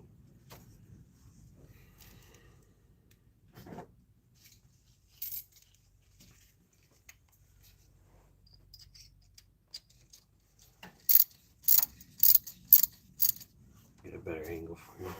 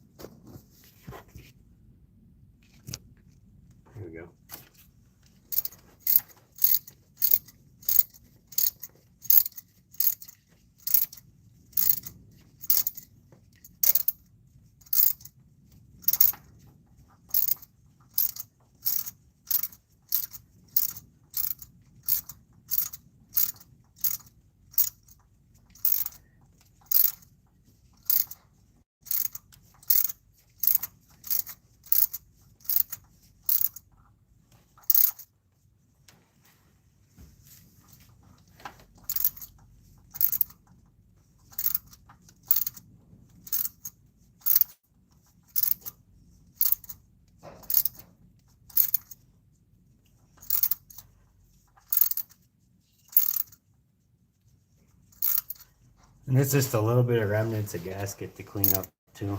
Very little. Not nearly as much as the passenger side had to do. So that's good too.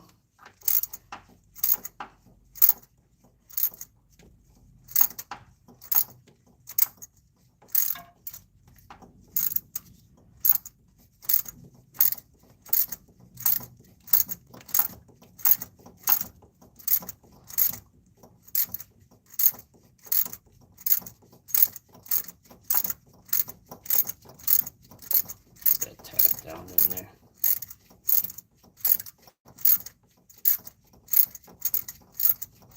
Okay, let's back her out.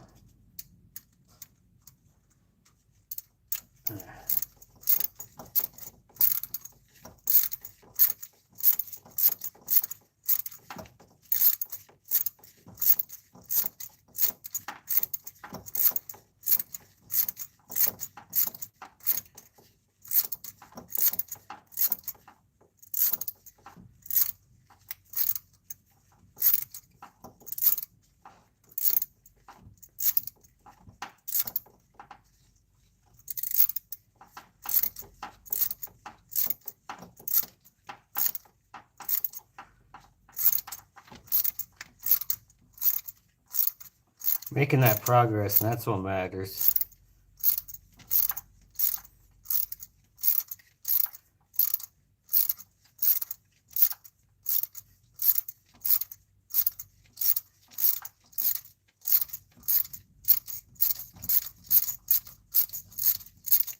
Oh yeah, I can tell some stuff's coming off that tap. Let's see what we got.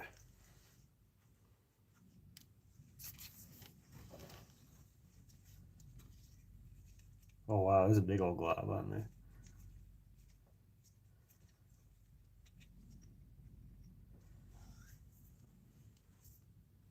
Let's see.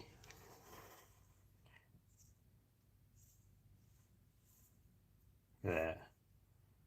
What? This is one flute. Another one, look at that. Jeez, quite a bit. That explains the resistance when I was turning the ratchet.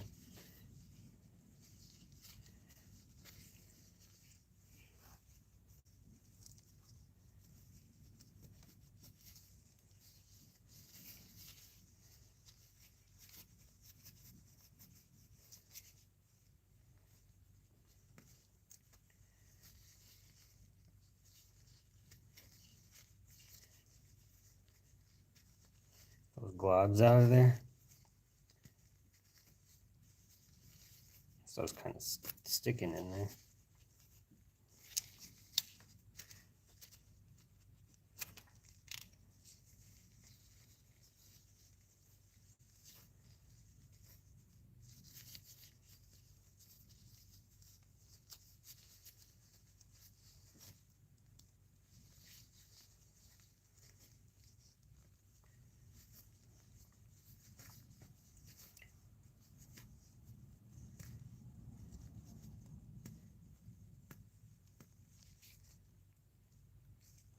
That's pretty good. Now let's dunk in that acetone and send it in again.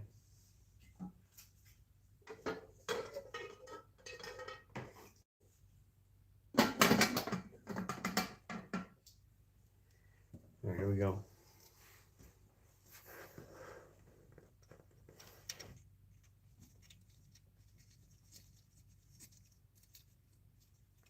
Okay, let's get the ratchet on there.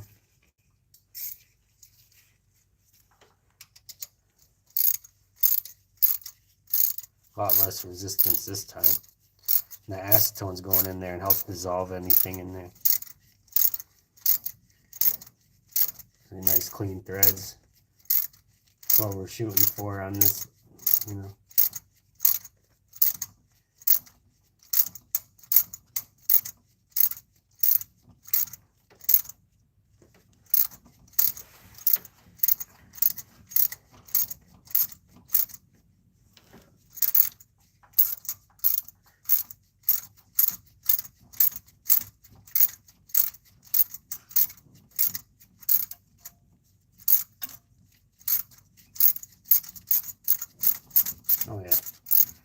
A lot less resistance now.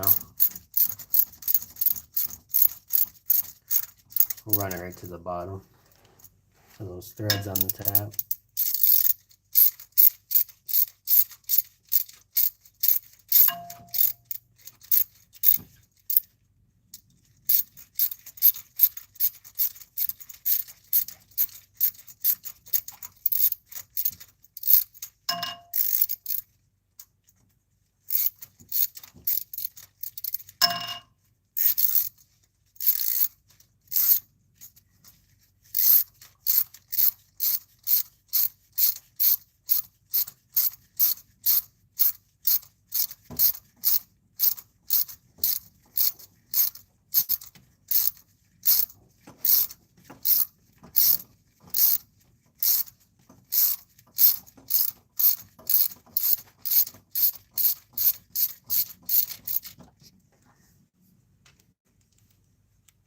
We'll run it out by hand.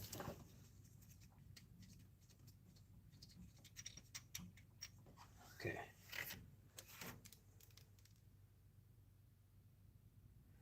Pretty much completely clean almost. This little bit came out. Hey, it's better than nothing coming out.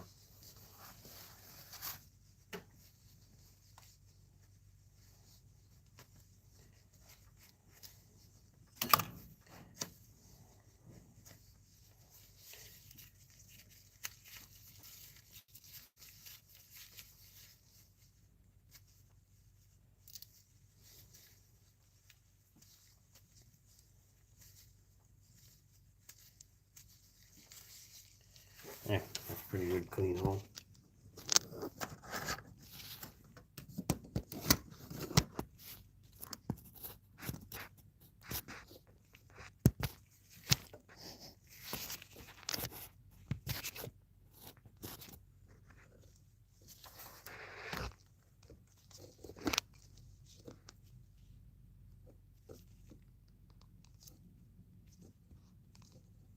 Trying to get that right angle for you guys.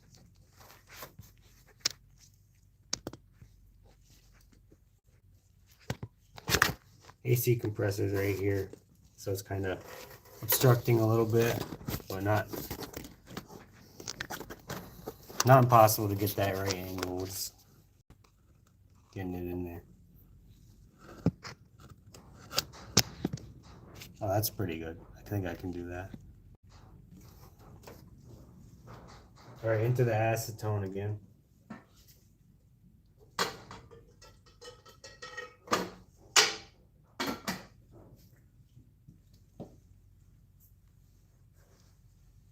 Look at the screen so I can see, because that AC compressor is obstructing my view. But yeah, I got it. That ratchet in there.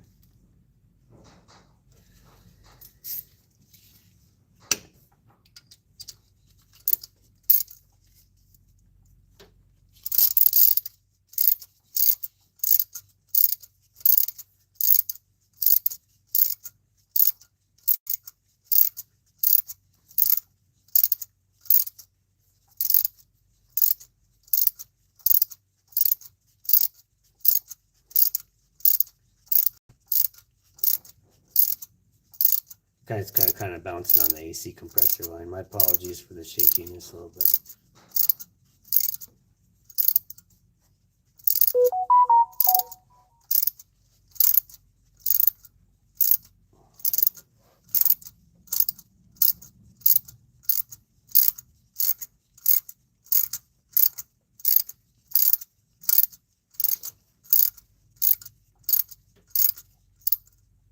See if I can get a better view on this side. There we go. All right, that's better.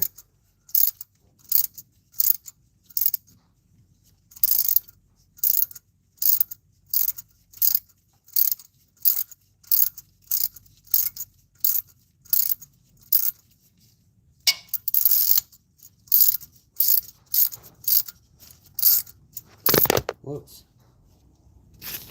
Bumped it.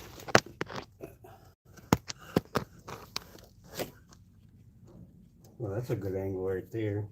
Let's see if I can get it to stay there.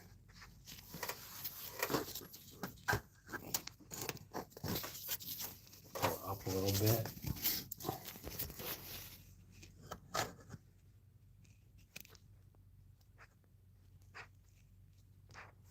I like that angle right there. Just got to put a little shim underneath the one leg of the tripod here.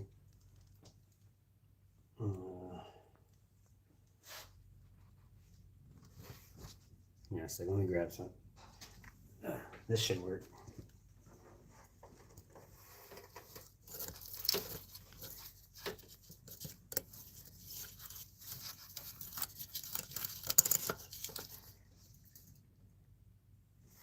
Yeah, alright, good. That's pretty good. Alright, let's continue.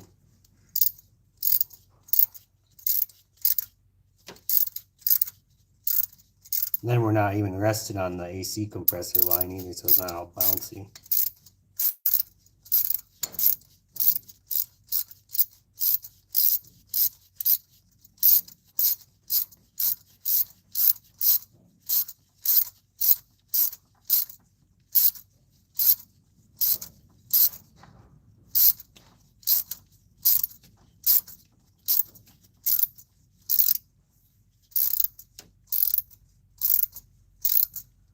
Oh, the ratchet hasn't been hitting any weird spots like I thought it was, so I guess nothing got stripped out. It's just being weird earlier.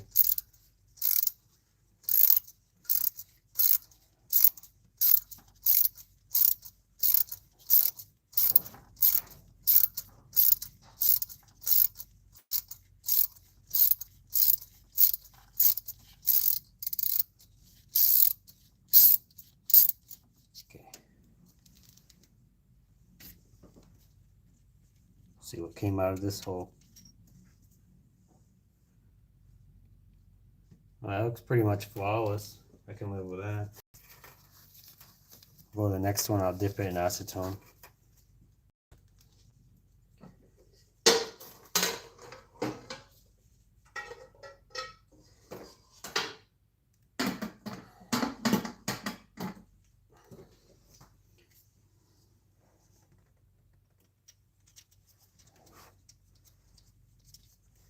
Kind of obstructed a little bit again.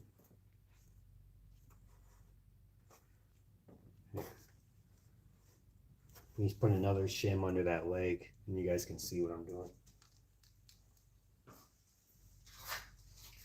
This should work.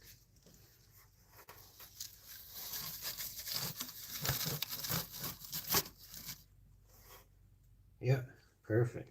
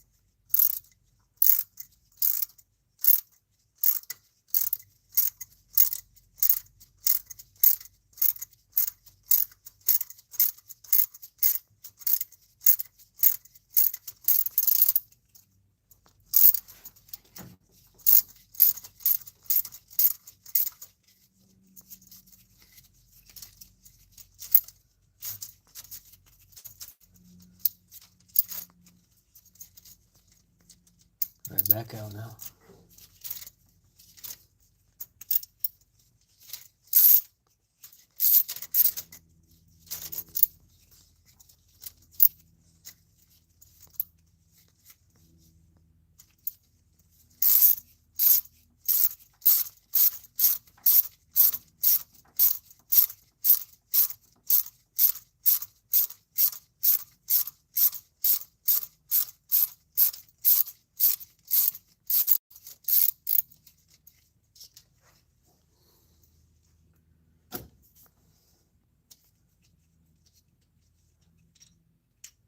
See if anything came out in there.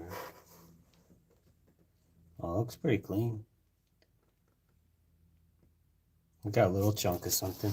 Hey, that little bit in there that comes out, whatever comes out, that's helpful, you know. None of this foreign debris matter is supposed to be in any of these holes to begin with. So even the tiny bits that come out, it's helping the cause, you know. All right, into the acetone.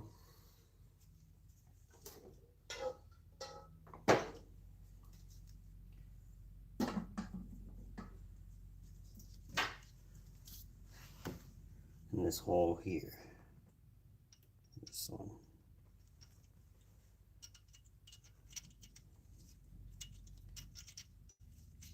Kind of had to use the camera to line that one up. The AC compressor is like right in my face from the front end.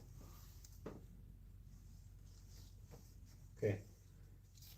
See what comes out of this hole, if anything.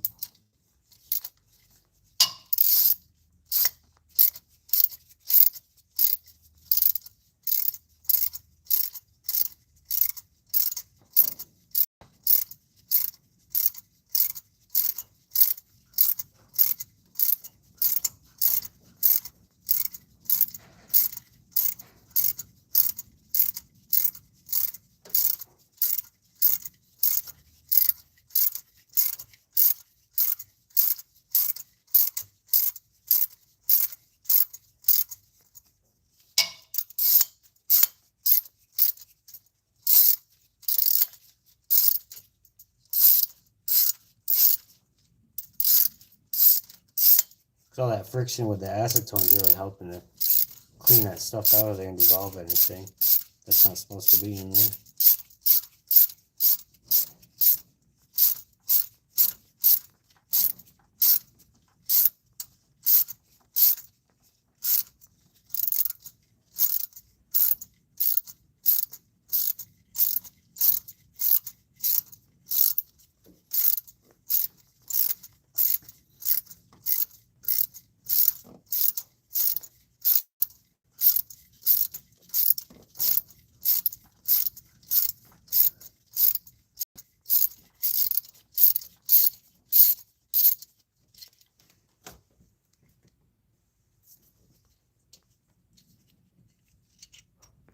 Okay, let's see what we got. Pretty clean. Pretty much nothing came out of there. It's good. Means we're doing something right. Let's see. Run the next one next to it. Let me put in acetone again.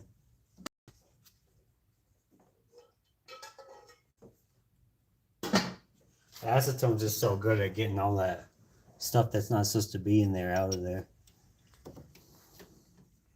Okay, hang on. The AC compressor's kind of in the way of this one. Give me a minute here. We'll change the angle.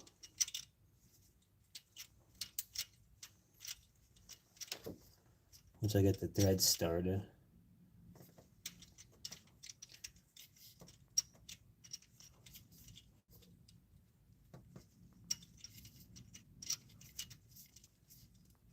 There we go. I don't think I chased this one yet. That one seemed really really hard to get in there. Okay, all that stuff I had shimmed in there, it's all falling out. But that still works. It'll work. We'll go with that. Still in there enough so it's not tipping over.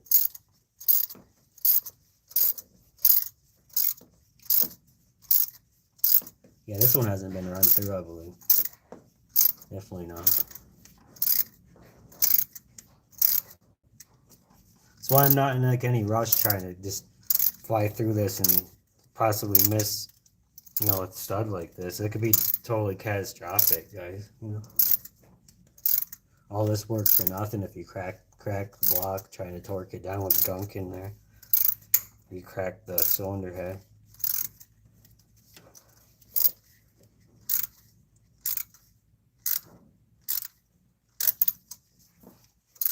Many times as it takes, we just do it, go through the motions, get it done, and go on with life. You know?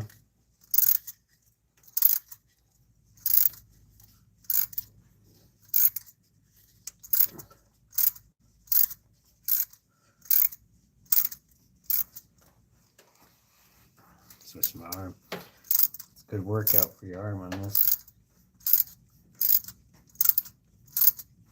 especially with the freshly never chased thread holes. There's a lot more resistance than if it's already been chased before. Okay, I'm gonna back it out, clean the tap off, and then put it in acetone and run it through again.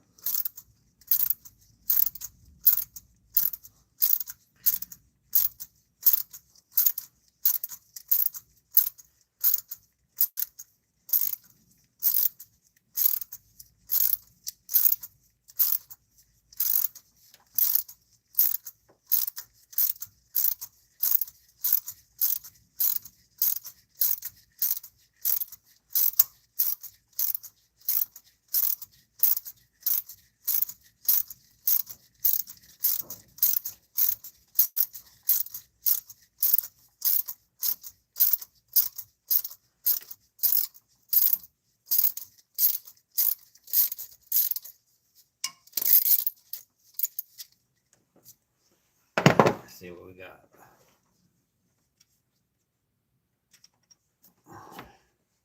Ooh, look at that. Let's see if I can get it in the light. Look at that big old glob of goober stuff in the middle of that flute. This came out of that threads in there. We'll wipe that off.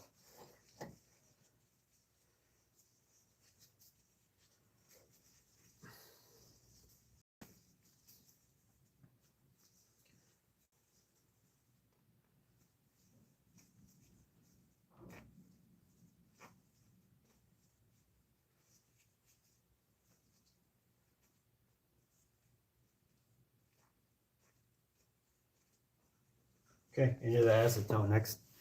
Next run. Let's try it.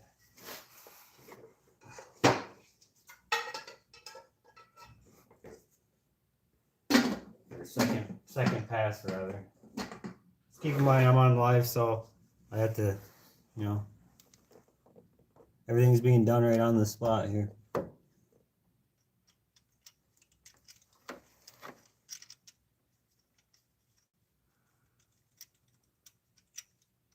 Just started by hand. Kind of pitched at an angle, so I gotta compensate for that as well. It's not straight up perpendicular, like 90 degrees to the ground.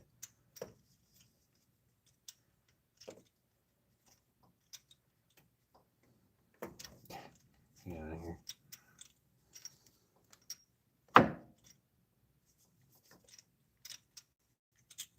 There we go. The old try it, go counterclockwise until it slips in thing worked for that one. Here's a ratchet.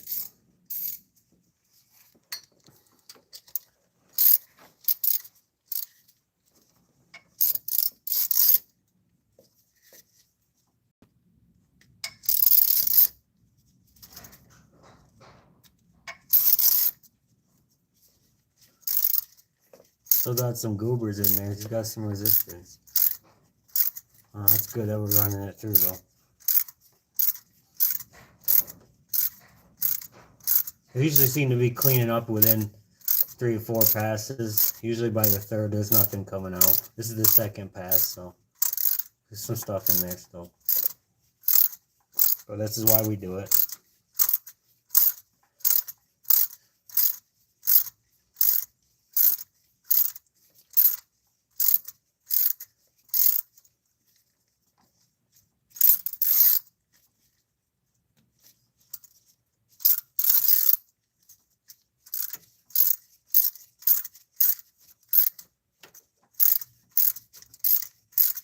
We'll back her out now.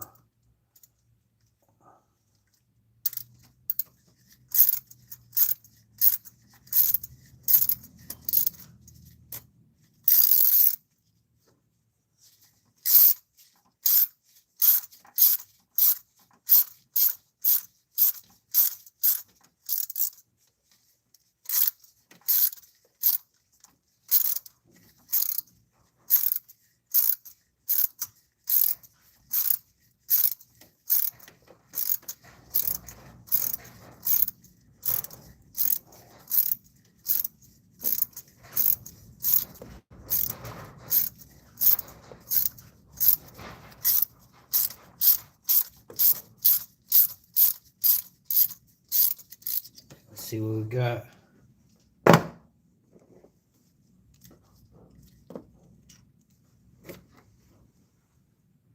Oh, hardly anything came out. That's good.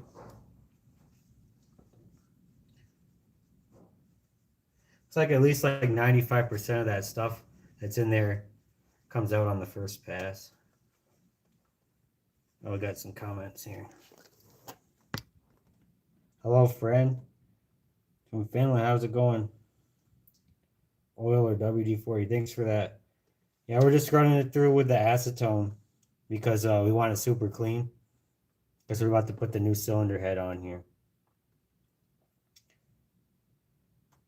Good to have you commenting and watching. Appreciate it.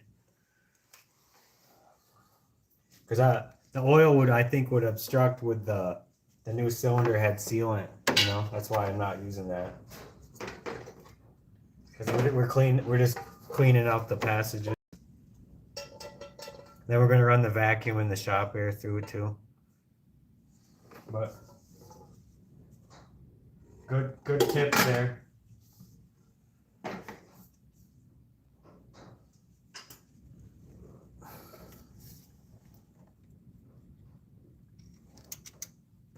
Just making sure these are all good to go too.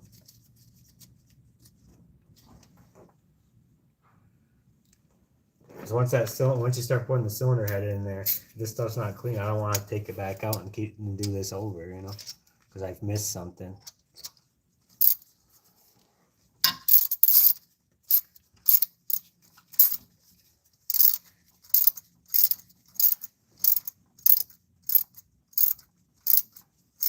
Pretty cool. I don't think I've chatted with anybody on Finland yet. That's cool. I'm here in Colorado, USA.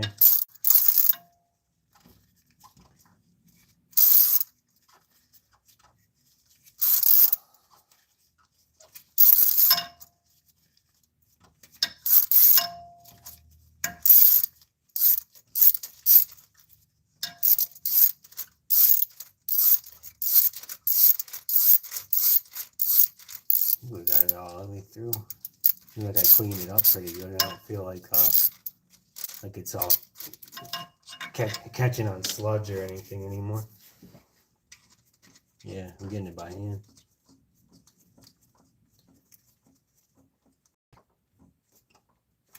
Yeah. It gets like a taper or something in that one section, so I think that's what helps hold these in. The interference fit is what it's type of called, where it tightens up in a certain area,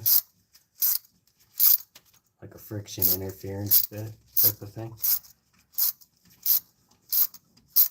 Just slightly. It's not like it's shaving metal or it's like so tight.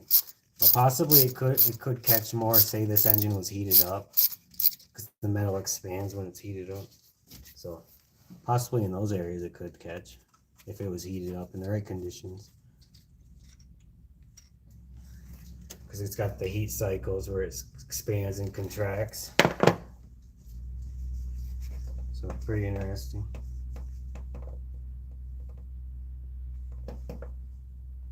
Oil pickup junk and after.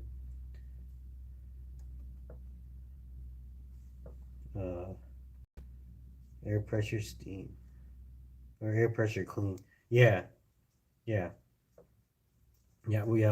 We'll vacuum it and then air pickup. I think that's what you mean by vacuuming. Maybe the translation in there. That's okay, man. I think I know what you're talking about. I don't know much other language than English. So that's cool what you're doing, man. Appreciate it. We speak the car language, man.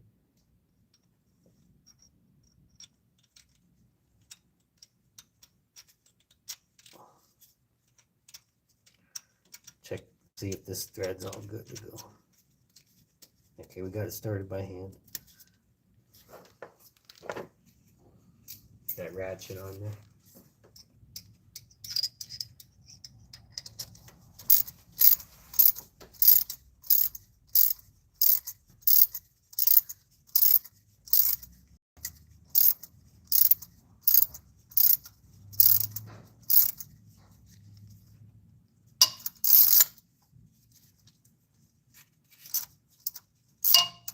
the switch try to turn on itself. Hang on. There we go.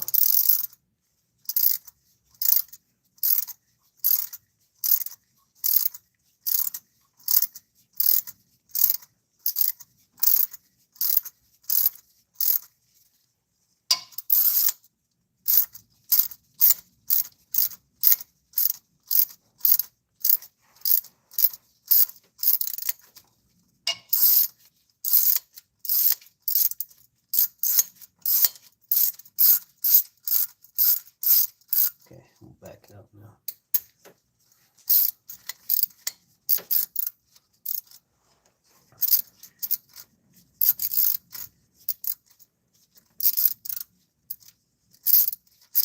Yeah, I see you commented. I'll read it here.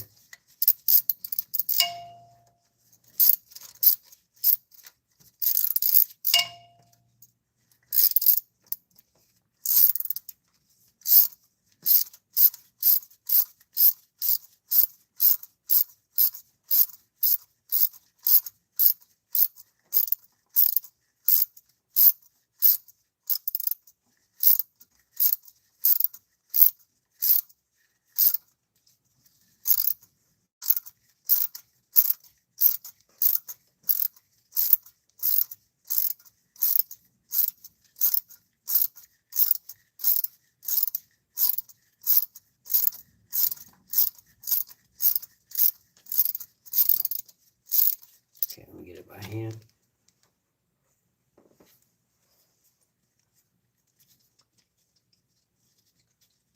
See what we got.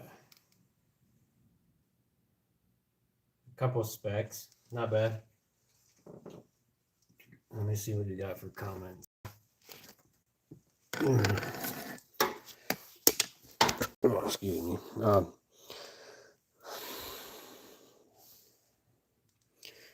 Getting in there. When overheat, sometimes thermostat stuck open. Need test boiling water drop and see that open. Yeah, I agree with you there. This didn't actually have anything to do with overheating. I was doing intake manifold gaskets and spider injector, so I was already really close taking everything out. So I just tore it down to do the cylinder head gaskets as well. But good question, man. The Blazer outside, the 98 Blazer is going to need that kind of stuff like what you were just talking about, though. That did have an overheat, and the passenger side cylinder head, it blew the gasket on that. Same exact engine as this. So this is a good practice run for doing that engine in the future. But yeah, good questions. You don't know unless you ask. Nothing wrong with that. Now we're going to go into the inner cab area and chase the threads in there. This is the acetone I've been dunking the tap in. It's just acetone in an old cook pot that I don't care about. And the acetone jug's right there. There's the spark plugs that are going to go back in this baby. But when the time comes, we're not quite there yet. We're going to get the cylinder head back from the machine shop on Thursday, a couple days from now. So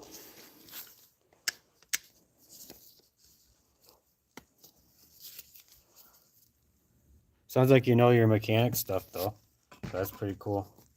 Glad to chat with you on here while I'm doing this.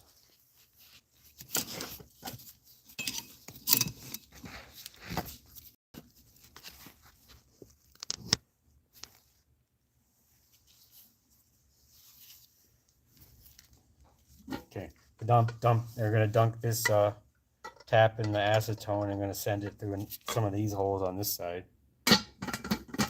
Some of the stuff's easier to get to on the back side through the doghouse area, like what you're seeing right now.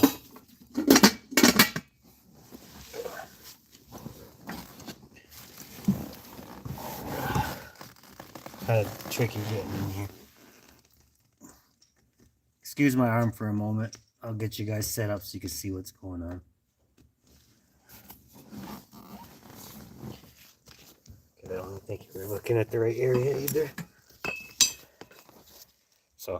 I'm doing it live. It's a one-man band kind of thing. So just bear with me on it, guys.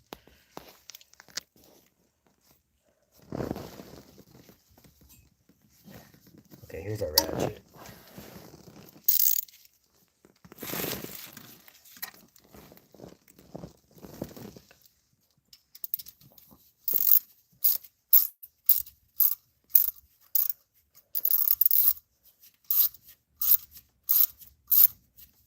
I think I ran it through this one already.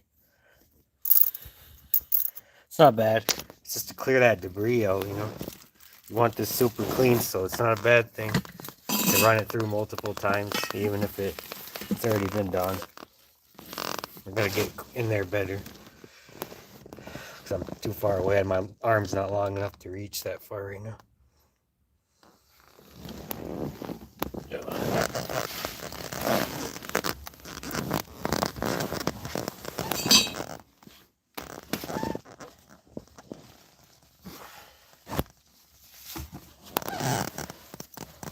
I think I can get in there now.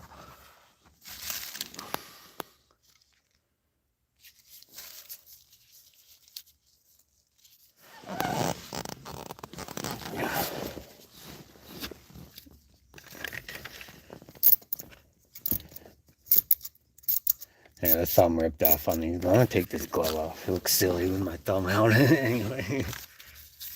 There. Alright, that's better.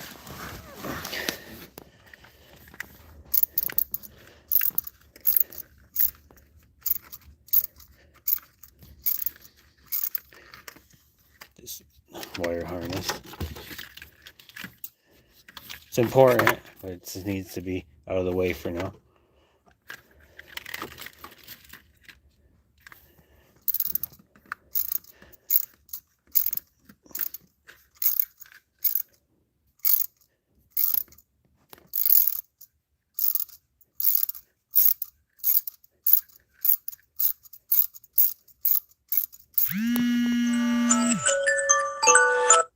Okay, sorry about that.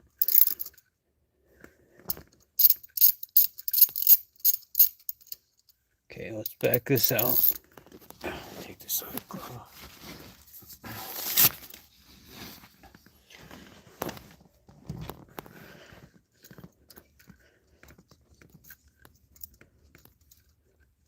Sorry about that, my arm was in the way. Oh, I'm cramping my leg in here.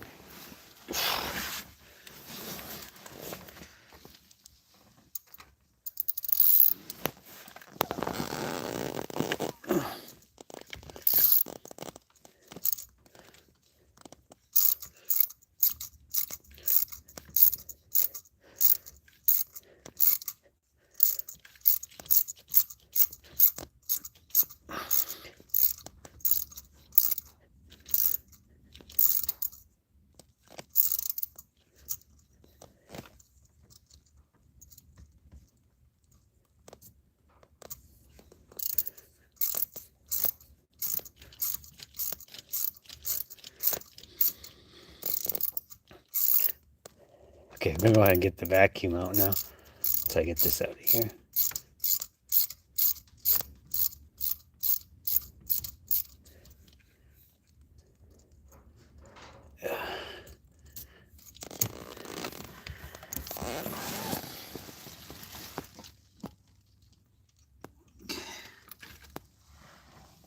Taps out. Looks like we got some stuff came out of it. Oh yeah. A little bit of black gunk. So it wasn't in vain doing that one. Okay, I'm gonna go ahead and grab the vacuum.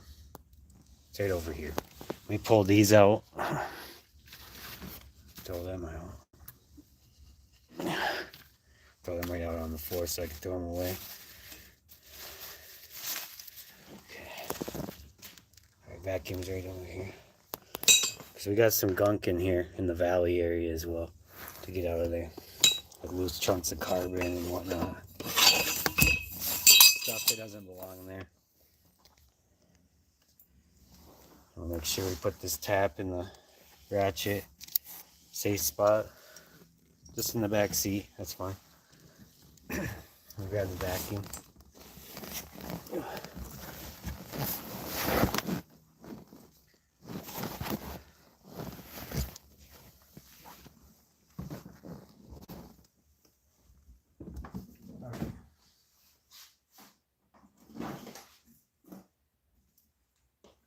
we go. I'm gonna grab this other paper towel out of here. See if I can show you this angle here. Yeah, you can see the carbon right here sitting on where the lifters go. It fell in there. Just debris. I'm gonna vacuum that stuff up.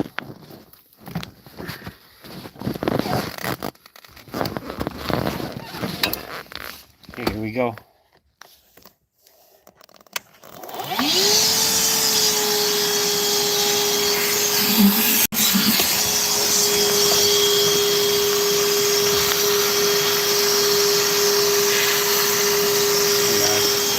Fix this thing.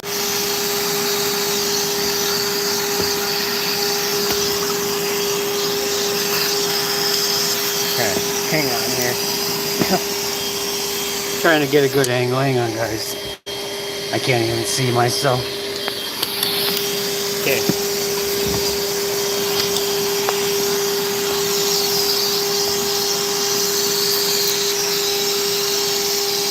Man, the lighting's crap.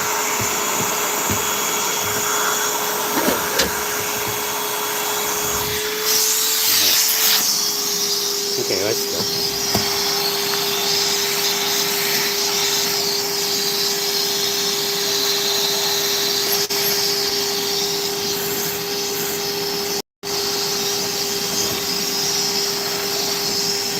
It's like the low area's got some coolant coming through the jacket.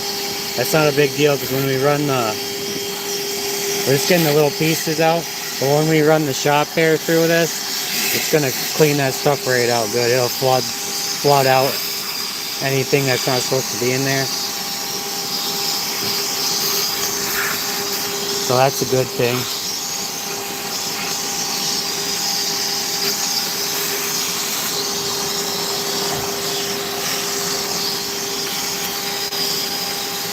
Just trying to get the fragments out of here. Oh, my bad, I was pointing in the wrong direction. Kind of do one hand and talk and look at what I'm doing, you know.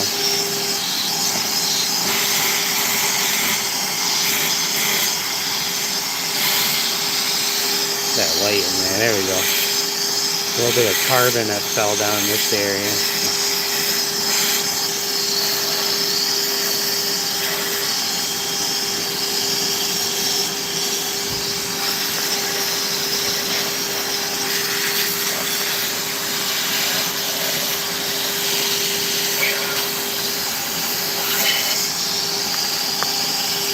Try to get by those threaded areas, get anything weird out of there. Just the whole thing in general.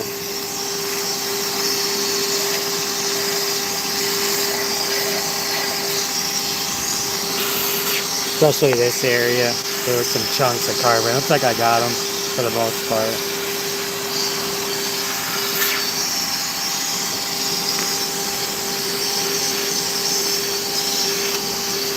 Oh.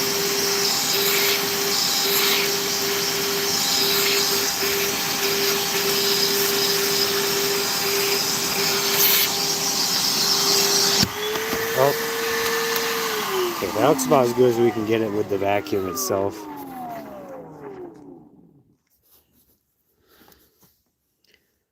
Alright. It's pretty good.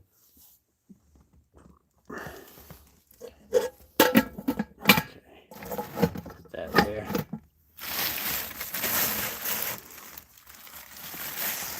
Leave that one there, this one. Okay. So we're going to cover this up.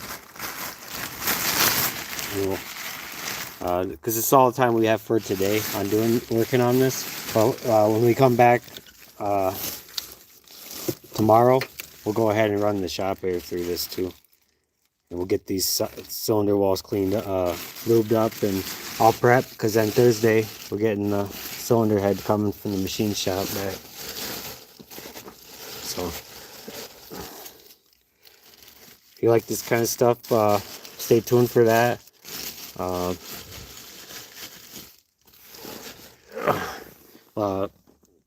Appreciate if you like and subscribe if you like this kind of thing, and it really helps me out. So that's all we got time for today, guys. Thanks for tuning in. Until next time.